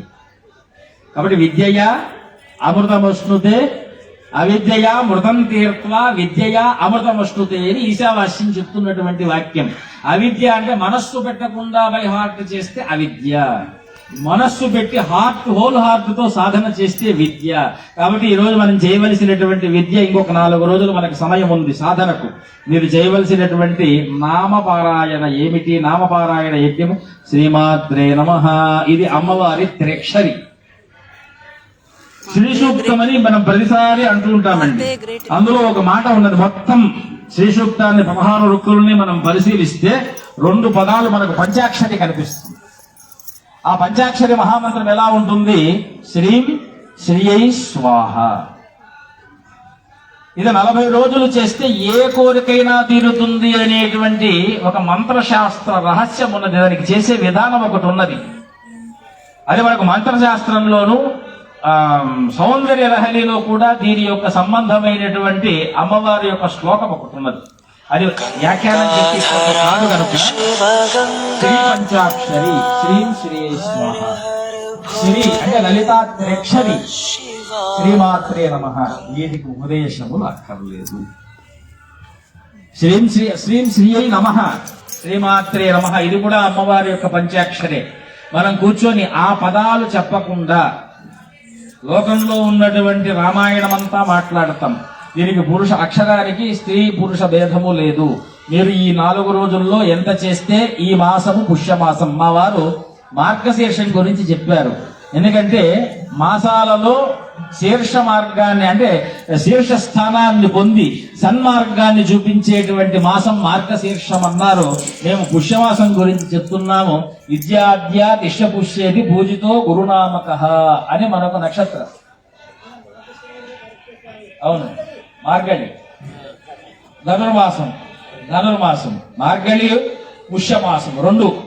ధనుస్సు అంటే గురువు ఉన్నటువంటి మాసం. అంటే గురువు యొక్క రాశి మార్గం. రవి ధనుర్రాశిలో ఉండే మార్గం, రవి సంచార మాసం. కానీ మాసానికి పుష్యమి అని కూడా ఒక నక్షత్రయుక్తమై పక్షం పూర్వం పక్షానంతరం మనం పుష్యమి అంటున్నాం. పుష్యమి నక్షత్రానికి అధిదేవత ఎవరు అంటే గురువే. దానికి నానార్థాల్లో ఇజ్యాద్య తిష్య పుష్యేతి పూజితో గురునామకః అని మనకు నిఘంటువు చెప్తుంది. కనుక ఈ యొక్క మాసం గురుమాసం, మార్గళి మాసం. గురువు ధనుర్మాసమునందు అంటే ధనుస్సంక్రమణము జరిగి ధనురాశిలో సంచరించేటువంటి మాసం. రాహువు అదే రవి గురువులు కలిశారు అంటే ఆత్మజ్ఞాన ప్రబోధనానికి అద్భుతమైనటువంటి మాసం. రవి ఆత్మకారకుడు, గురువు విద్యాకారకుడు. ఇద్దరూ కలిస్తే ఆత్మజ్ఞాన విద్యలను సాధించడానికి అద్భుతమైన మాసం.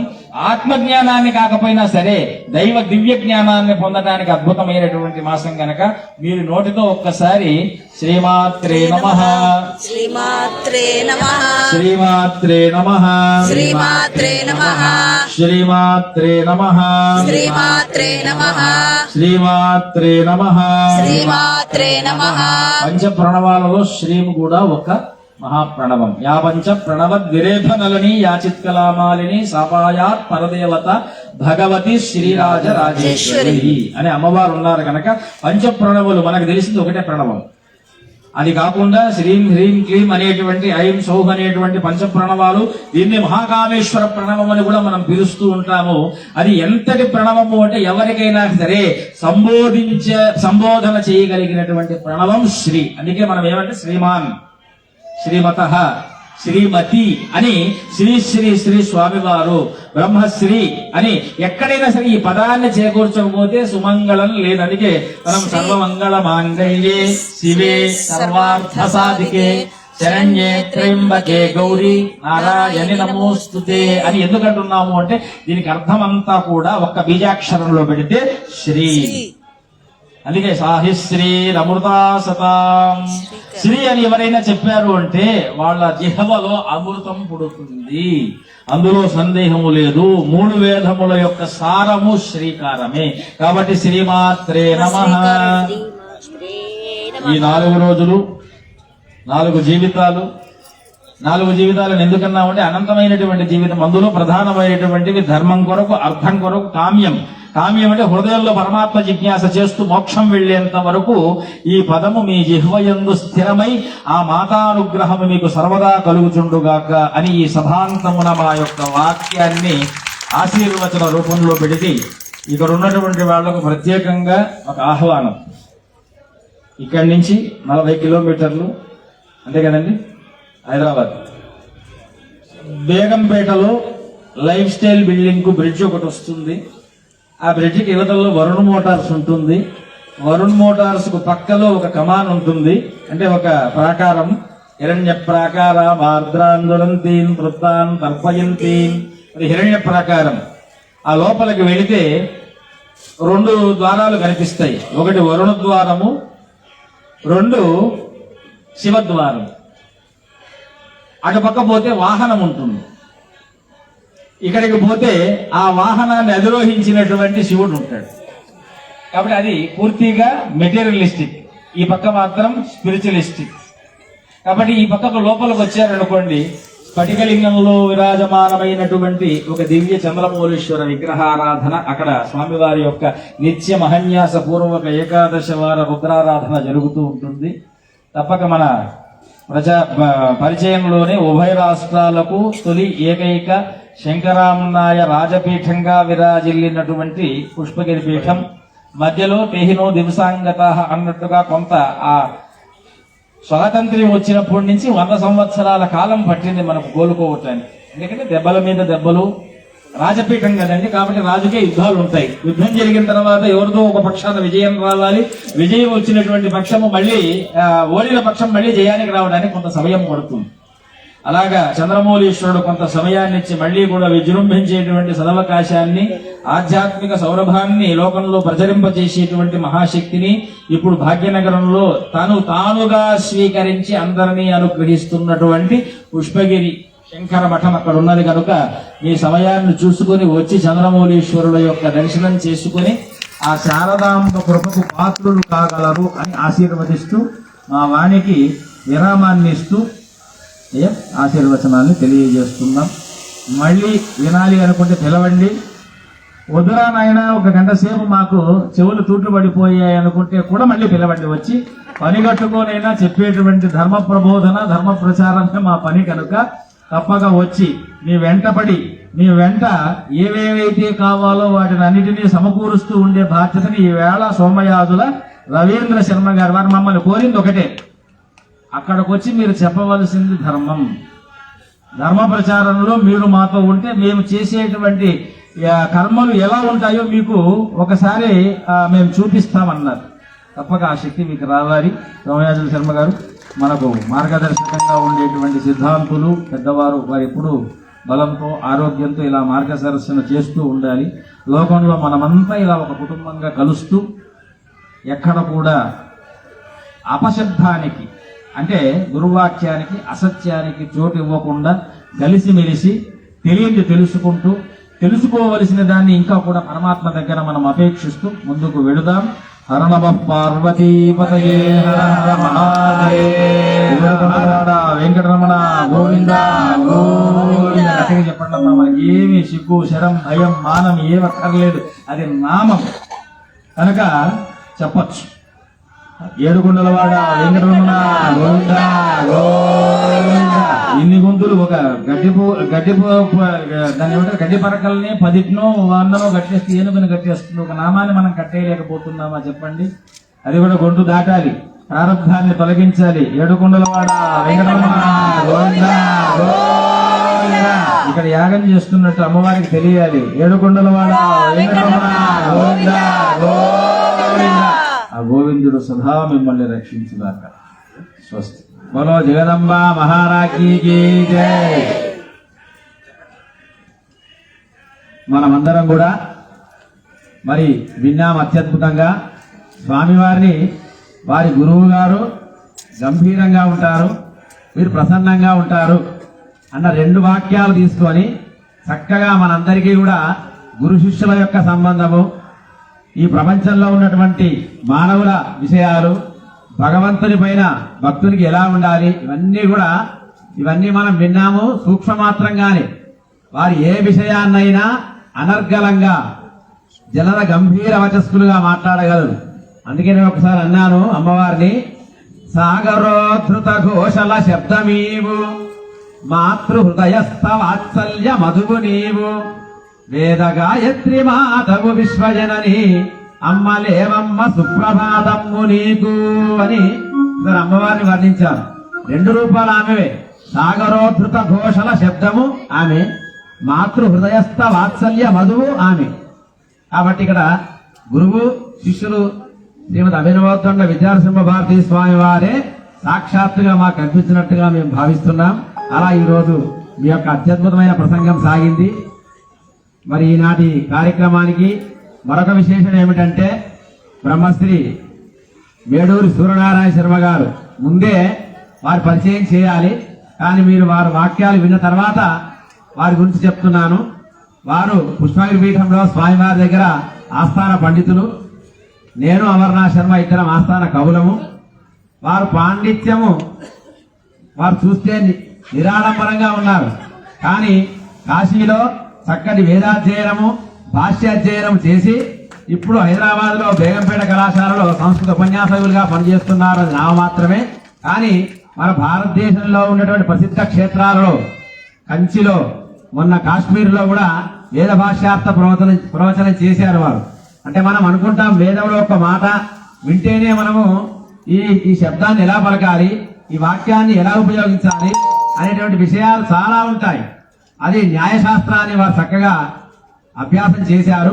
మరి అలాంటి న్యాయశాస్త్ర కోవిదులు, వేదవాక్యార్థ సంపన్నులు బ్రహ్మశ్రీ మేడూరి సూర్యనారాయణ శర్మ గారు కూడా ఈ ప్రాంతానికి రావడము, అది గురువు గారి ద్వారా రావడం మనందరి యొక్క సుకృతంగా భావిస్తూ మరి ఈనాటి కార్యక్రమాన్ని గురించి ముగింపు వాక్యాలుగా రెండు వాక్యాలు మాట్లాడవలసిందిగా కోరుతున్నాను.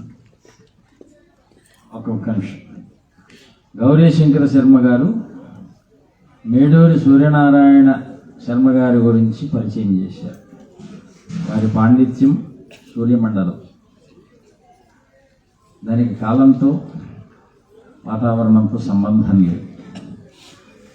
వినేవాడి చుట్టూ మేఘం ఉంటే శీతాకాలం, వినేవాడి చుట్టూ వర్షం పడుతుంటే వానాకాలం, వేడి ఎక్కువగా ఉంటే ఎండాకాలం, కానీ సూర్యుడికి ఒకటే కాలం, అదే శాస్త్రకాలం. మీరు మాకు ఒక కన్ను, రెండో కన్నులు ఇద్దరున్నారు. అది చెప్పాలనే మైకి తీసుకున్నాం.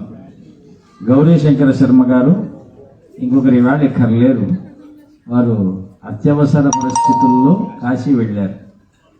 కాబట్టి అమరనాథ శర్మ గారు, వీళ్ళిద్దరూ జంట కవులు కాదు, ముత్యంపేట జంట కవులు, పుష్పగిరి జంట కవులు అని చెప్పి మొన్ననే వారికి బిరుదిచ్చాం. తిరుపతి వెంకట కవుల్లాగా తిరుపతి పేరుతో వాళ్ళు వెంకటేశ్వరుడి పేరుతో జంట కవులుగా ప్రసిద్ధికెక్కినటువంటి వారు వీరు పుష్పగిరి జంట కవులు. ఎందుకంటే వారు ఇందాక చూశారు, పద్యాన్ని అంత ఆసువుగా అద్భుతమైనటువంటి అర్థాన్ని ప్రతిబింబించేటువంటి వాక్యజాలంతో మనిషి యొక్క మనస్సులో ఉండేటువంటి ఉత్సాహాన్ని సద్యోజాత ముఖంగా సృష్టించగలిగినటువంటి పరమశివ స్వరూపము గౌరీశంకర స్వరూపం. ఆ వాక్యాన్ని అమరత్వాన్ని సిద్ధింపజేసేటువంటి దివ్యమైనటువంటి లక్షణం కలిగిన వారు అమర్నాథ శర్మ గారు. ఇలాంటి పండిత సాంగత్యంతో ఉండేటువంటి మనస్సు ఎలా ఉంటుందో ఒకసారి ఆలోచించి. కాబట్టి శాస్త్ర కావ్య వినోదేన కాలో గచ్చతి ధీమతాం. ఇంతకంటే ఆనందాన్ని అనుభవించటానికి ఇంకొక, అందుకే పూర్వకాలంలో రాజులందరూ కూడా కవుల్ని శాస్త్ర పండితుల్ని ముందు పెట్టుకొని రాజ్యభారాన్ని అంతా తొలగించుకోవటానికి కావ్యశ్రవణం చేసేవారు. అది మనకి ఎలా ఉంటుందో చూపించటానికి ఇటువంటి వేదికలు. కాబట్టి సూర్యనారాయణుని శంకరుడు పరిచయం చేస్తే గౌరీ శంకరుల వారిని పరిచయం చేయడానికి విద్యాశంకర స్వామి వారు పూనుకున్నారు. కాబట్టి శంకర సాక్షాత్. కాబట్టి ఒక శంకరుడిని పరిచయం చేయడానికి ఇంకో శంకరుడే కావాలి తప్ప, అయితే రాముడై ఉండాలి తప్ప ఇంకొక వాక్యము అక్కడ స్పృశించటానికి అవకాశం లేదు. కనుక సాహసం చేసి మళ్ళీ మీ యొక్క చెవిలో మేకు దించటానికి మైకు తీసుకుని ఈ వాక్యాలు చెప్తూ ఇక ఆ మేకును తీసేసి వారికి 2 మాటలు చెప్పి మనం ఇక్కడి నుంచి అమ్మవారి అనుగ్రహాన్ని పొందే ప్రయత్నంలో బయలుదేరుతాం. స్వస్తి.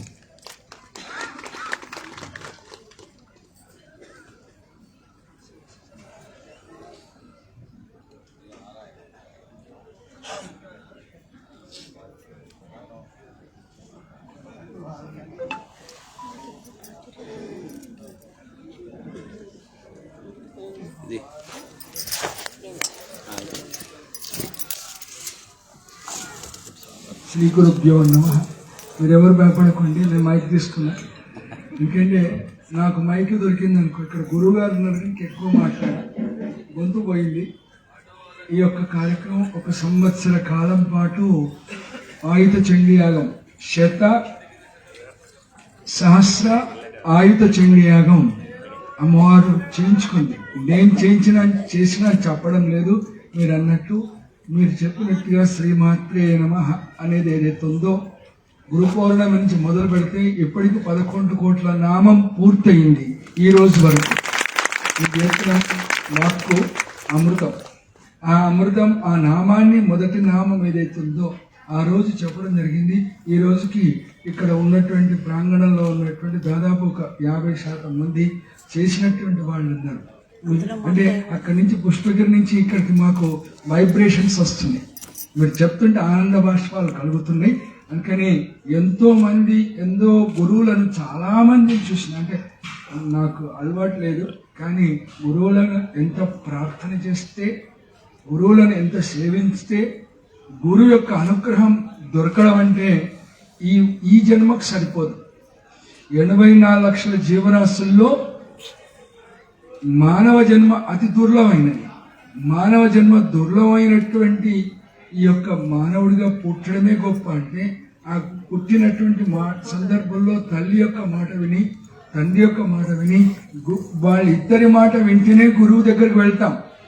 ఆ తల్లి మాట వినకపోతే, తండ్రి మాట వినకపోతే గురువు కనబడక్కడ. అందుకని వాళ్ళిద్దరూ ప్రపంచం 2 కళ్ళు, 3వ మనోనేత్రం గురువు. ఆ గురువు ఏం చేస్తాడు? జ్ఞానాన్ని ప్రసాదిస్తాడు. అంటే గురువుని ఎందుకు పిలుచుకోవాలి? గురువు ఏం చెప్తాడు? నేను ఆ మాటలు నాగపల్లి శర్మ గారు చెప్పారు. మా అన్నారు. మా అంటే మా అమ్మ, నాగా అంటే శివుడు. నేను పండితుని గారు, నాకేమి రాదు, మీ కాలి పాదం కింద ఉష్ణం కూడా కాదు. ఒకప్పుడు అష్టకాల వారు ఈ వేదికను వాడుకున్నాం. అష్టకాలు వారు ఏం చేశారు? సరస్వతి పుత్రుల సందర్భంలో ఏమైనా నాకన్నా గొప్పవాడిమైనా అంటే ఇదే మాట చెప్తుంది. ఒక మాట వారు ఏమన్నారు? అమ్మ నీ ఎంబడి వస్తుందా, నీ ఎంబడి అమ్మ వస్తుందా అని అడిగినాను. మహానుభావుడు సరస్వతి పుత్రుడు. కొద్దిసేపు ఏం మాట్లాడాలో అర్థం కాలేదు. అమ్మ ఏమి పరీక్ష? సరస్వతి పుత్రుడు ఉగ్రనారసింహం. గురువు గారు ఎట్లా ఉంటాడో ఉగ్రనారసింహం. అలాగే ఒక్కటే అన్నయ్య, తల్లి వెంట కొడుకు వెళ్తాడు, తల్లి వెంట కొడుకు వెళ్తాడు కానీ కొడుకు వెంట తల్లి రాదు. తల్లి వెంట కొడుకు వెళ్తాడు కానీ కొడుకు వెంట నేను తల్లిని తీసుకుపోతా అనడం అనేటువంటి ప్రపంచంలో దానంత మూర్ఖులు ఉండదు. అందుకని గురువు గారి దగ్గర వెళ్ళినప్పుడు నాకు మా గౌరీశంకరు నా కొడుకు వరుస అవుతాడు. అలాగే నేను ఒకటే కోరిన, చాలా మంది గురువుల దగ్గరికి వెళ్ళిన, కానీ మీలాంటి సౌమ్యమైనటువంటిది శాంత స్వరూపం, మృదుత్వం మనం మాట్లాడుకున్న పుష్పగిరి పీఠంలో ఎంతో మంది వేరే వాళ్ళు మాట్లాడుతుంటే గురువు గారు ఆగండి అన్నాడు. వేరే వాళ్ళు మాట్లాడుతుంది అన్నారు. నేను చెప్పినటువంటి 4 మాటలు నా విన్నపం అంతా కూడా విన్నారు. నేను అడిగినటువంటి వాటిల్లో అన్నీ వచ్చాయి ఇక్కడికి. మీకు సర్వదా కృతజ్ఞులు. ఎందుకంటే ఇటువంటి అమ్మవారు మీరు ఎప్పుడైనా మేము మిమ్మల్ని పిలుస్తూనే ఉంటాం. మీరు ఆజ్ఞ, మీ యొక్క ఆశీర్వచనం. ఇక్కడ మాత్రం గురువు గారు ఎలా సౌమ్యులంటే, నేను చాలా మంది గురువు గారు పోతే విమర్శించడం మాకు సమయం ఇవ్వలే. నిజంగా ఆ సమయం కోసం చాలా బాధపడ్డారు. ఇక్కడ నిరీక్షణ చేశారు. కానీ మా గౌరీశంకరు, అమర్నాథ్కి ఇద్దరికి నేను కృతజ్ఞత చెప్పుకుంటున్నా. నాగమణి శర్మ గారు కానీ ఒకటే రోజు 2 గురువులు, వారు సరస్వతి పుత్రులు, మీరు ఎత్తులు. త్యాగం చేసినటువంటి వాళ్ళు ఎత్తులు. అంటే ఈ సంసార బంధానికి దూరమైనటువంటి వాళ్ళు ఎత్తులు అవుతారు. కానీ మాలాంటి గృహస్థులం ఎప్పుడు మీరు అన్నట్టు ఎప్పుడు భోజనం చేయాలి, ఎప్పుడు పోవాలి అనేటువంటి తాపత్రయం ఉంటుంది. అందుకని గురువులు వచ్చినప్పుడు ప్రశాంతంగా కూర్చోవాలి. ఎవరి సొంతల వారు చెప్పేటువంటి మాటలు మనం వింటే, వారు చూపినటువంటి మార్గంలో మనం వెళ్తే, మనం ధర్మం, అర్థం, కామం ఇది 3 సిద్ధిస్తే మోక్షానికి అర్హులవుతాం. ఇన్ని యజ్ఞయాగాది క్రతులు ఎందుకు చేయాలి అంటే అందుకోసమే. అది తప్ప ఒకళ్ళ గొప్ప, ఒకళ్ళ మెప్పు, ఒకళ్ళ శాల్వల కోసం చేసే పూజ. ఈ లలితా పరమేశ్వర దేవాలయం మా తాతల నుంచి, మా రాఘవ శర్మ మొదటి మూల పురుషుడి దగ్గర నుంచి మొదలు పెడితే ఇప్పుడు నా కొడుకు వరకు మేమంతా పూర్ణ దీక్షాపరులమే. మా తాత తండ్రి రామేశ్వర శర్మ గారు సోమయాగం చేసినటువంటి, అందుకని సోమయాజులు అనేటువంటి పేరు రావడం జరిగింది. ఇంకొక మాట చెప్పి ముగిస్తాను. మా తాత తండ్రి సోమయాగం చేసిన చాలా వరకు ఒక వ్యక్తి మమ్మల్ని ప్రశ్నించాడు, సోమయాగం చేసినటువంటి గుర్తు ఎలా ఉంది, నీకు ఎక్కడుంది ఆధారం అన్నారు. అంటే కొద్దిసేపు నాకు కొంచెం బాధ అనిపించాను. ఈయనకి ఎక్కడైనా ఎప్పుడైనా సమాధానం చెప్పాలి అనేది నా మనసులో. అంటే అమ్మవారిని ఉపాసించే వాళ్ళకి ఉగ్రస్వరూపం ఉంటుంది, ఎందుకంటే రుద్ర చండీ అంటాం. కానీ ఆ మాటలు ఎలా వస్తాయంటే ముళ్ళు వచ్చి ఇట్లా పుచ్చుకుంటూ ఉంటాయి.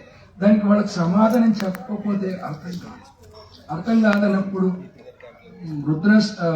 రుద్రుడు మరి తాండవం చేస్తే నాకు వెంటనే వచ్చేస్తుంది. ఆ కోపం తగ్గించడానికి మీరు ఆశీర్వచనం ఇవ్వాలి ఈరోజు సభా వేదిక. అనే కోపం అనేది వాళ్ళ యొక్క ప్రవర్తన వల్లే ఉంటుంది. గురువు దగ్గర పోయినప్పుడు ఆ నాకు మిమ్మల్ని చూస్తే నాకు ఎలా అనిపించిందంటే, మేము మీకు ఏమిచ్చినా మీ రుణం మేము తీర్చుకోలేము. ఈరోజు మరీ చెప్తున్నా, ఎంతో గురువులు చూసినా కూడా మమ్మల్ని ఇక్కడికి వచ్చి తిట్టిపోయినారు, అయినా బాధపడతాం లేదు. కానీ మీ యొక్క శాంత వచనాలు, ఉపదేశామృతాలు మాకు ఎంతో ఆనందదాయకమైంది. మీ శిష్యుడు ఇక్కడ మల్కాపూర్లో ఉంటాడు, శివుడి ప్రతిష్ఠ సతీష్ అనుకుంటాడు. అయితే అతను చెప్తే మా గురువు గారు పుష్పగిరి పీఠాధిపతి అన్నారు. సరే మీ గురువుగారి దగ్గర వెళ్తున్నా, మా గౌరీశంకర్ చెప్పాను, మళ్ళీ బాబాయ్ నువ్వు ఏమన్నా చేయి, పుష్పగిరి పీఠాధిపతి దర్శనం చేయించు నాకు అని చెప్పాను. మీరు సమయం ఇచ్చారు, 1 గంట సేపు గురువుగారు మాకు సమయం ఇచ్చారు. కొంతమంది గురువుల తర్వాత అసలు మాకు దొరకదు. నాకు ఒక్కటే అంటే ఈ పీఠం మీద ఇక్కడ అమ్మవారి దేవాలయంలో 2 మాటలు చెప్తాను. శృంగేరికి వెళ్తే జగద్గురువులు వారు, మీరు జగద్గురువులే, మాకు 2 మంచి సమయం ఇచ్చారు.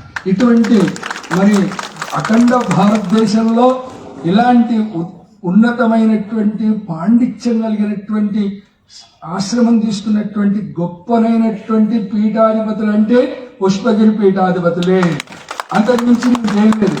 అంటే వారి యొక్క పాండిత్యం అమోఘం, అద్భుతం, అమేయం. ఎందుకంటే అన్ని భాషలందు వారికి అనర్గళంగా అన్ని చెప్పగలిగేటువంటి సమర్థుడు.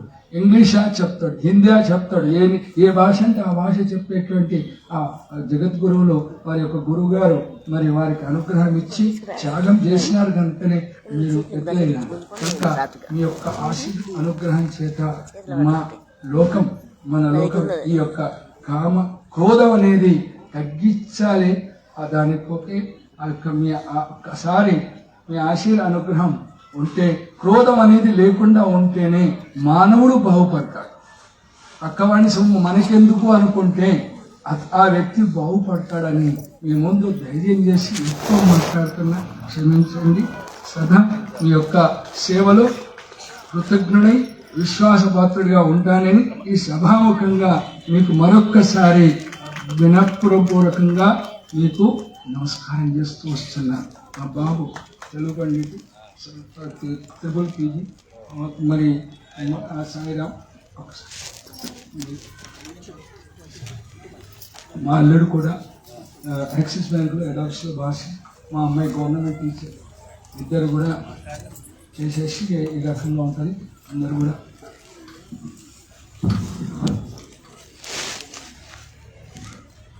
గురు చరణారవిందాభ్యాం నమః.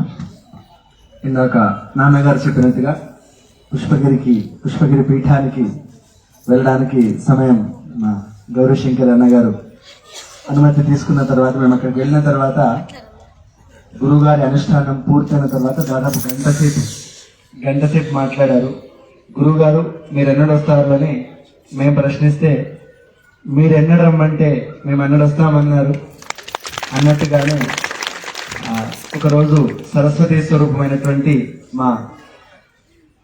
మా అడుగులన్నీ ఇదే పడ్డాయని ఇంతకుముందు సూర్యనారాయణమూర్తి గారు అన్నట్టుగా మా అడుగుల వారు ఒకరోజు, మీరు ఒకరోజు వస్తే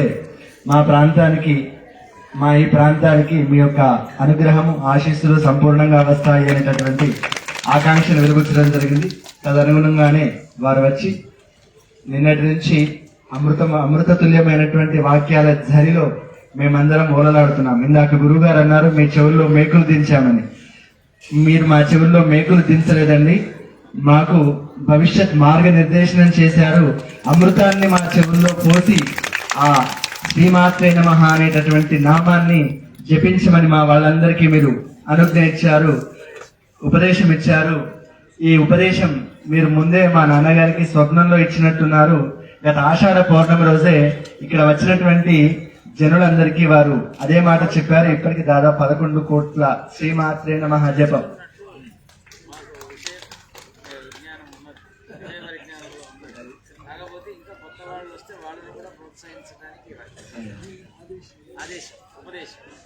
గురుగారు మన దగ్గర జరుగుతున్నటువంటి కార్యాల గురించి వారికి ఆల్రెడీ తెలుసండి. మేము వెళ్ళి ఆహ్వానం ఇవ్వగానే వారు ఒక మాట అన్నారు, లలితా పరమేశ్వరి దేవాలయం నిర్మించి నైష్ఠికంగా నిర్వహిస్తున్నారు అనేటటువంటి విషయం మా దృష్టికి వచ్చింది. మీరు ఎప్పుడు పిలుస్తారా, మేము ఎప్పుడు అక్కడికి రావాలని చూస్తున్నాము అన్నారు. ఆ ఒక్క మాటతో మనందరి జన్మ ధన్యమైందని మేము భావించాం. కాబట్టి మా యొక్క ఈ కార్యక్రమానికి విచ్చేసి మమ్మల్ని అందరినీ అనుగ్రహించినందుకు మరొక్కసారి మా అందరి పక్షాన మీకు సాష్టాంగ దండ ప్రమాణాలు సమర్పిస్తూ, ఇక ఆ తర్వాత మా సోదరుడు గౌరీశంకర్ శర్మ గారు శ్రీ లలితా స్తోత్రము మరియు ప్రపత్తి రచించారు. అది మీ చేతుల మీదుగా ఆవిష్కరించాలని కోరుతున్నాం.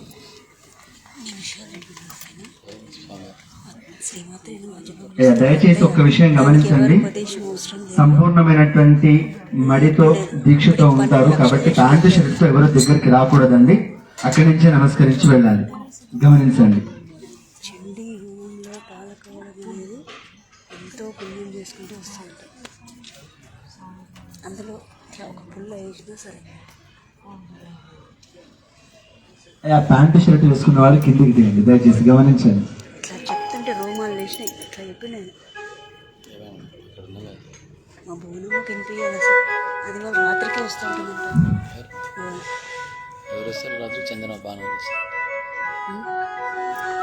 రేపు వస్తారేమో. ఇప్పుడు ఫోన్ చేసింది వస్తే మరి అవంతకు వస్తుంటుందా? రాత్రికి ఇంటికి వస్తుంది. అవును, మాట్లాడదాం. అవి అయిపోతుంది.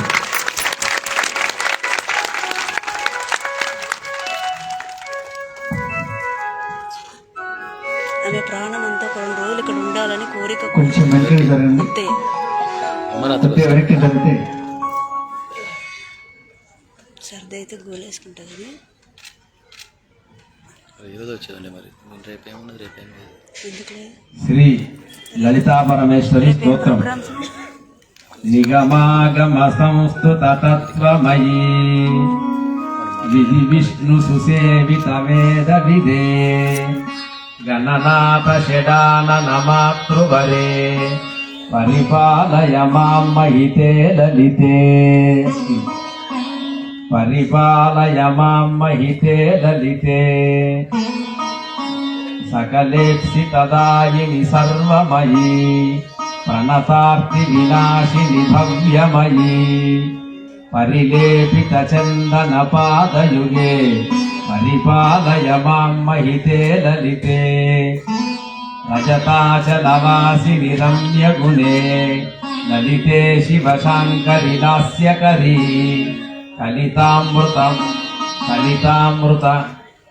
పూరమనోనిలయే పరిపాలయ మాం మహితే లలితే వరదాం నత భక్త మనోవశగాం కరుణాయతలోచన కాంతితనూం ధనధాన్య విధాయిని శైలసుతాం నకదాపి ధునోమి హృదా లలితాం శివాం భవ్యతు ప్రాణసీమాంతరస్థాం వినానో గతిర్నైవ గమ్యం చ లోకే తతః కాళికాంభోజ యుగ్మం భజామో శ్రియం చండికా వాంఛితార్థం దదాతు.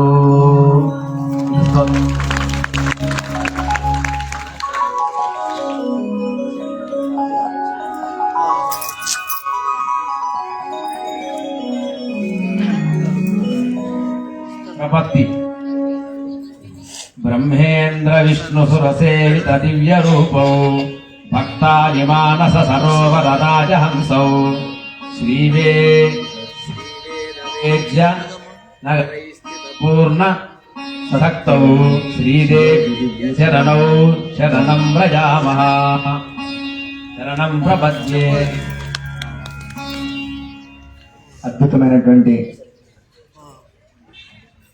త్వరలోనే మన పుష్పగిరి పీఠ ఆస్థాన పండితులు బ్రహ్మశ్రీ మేడూరి సూర్యనారాయణ శర్మ గారు సప్తశతి భాగవతానికి వారు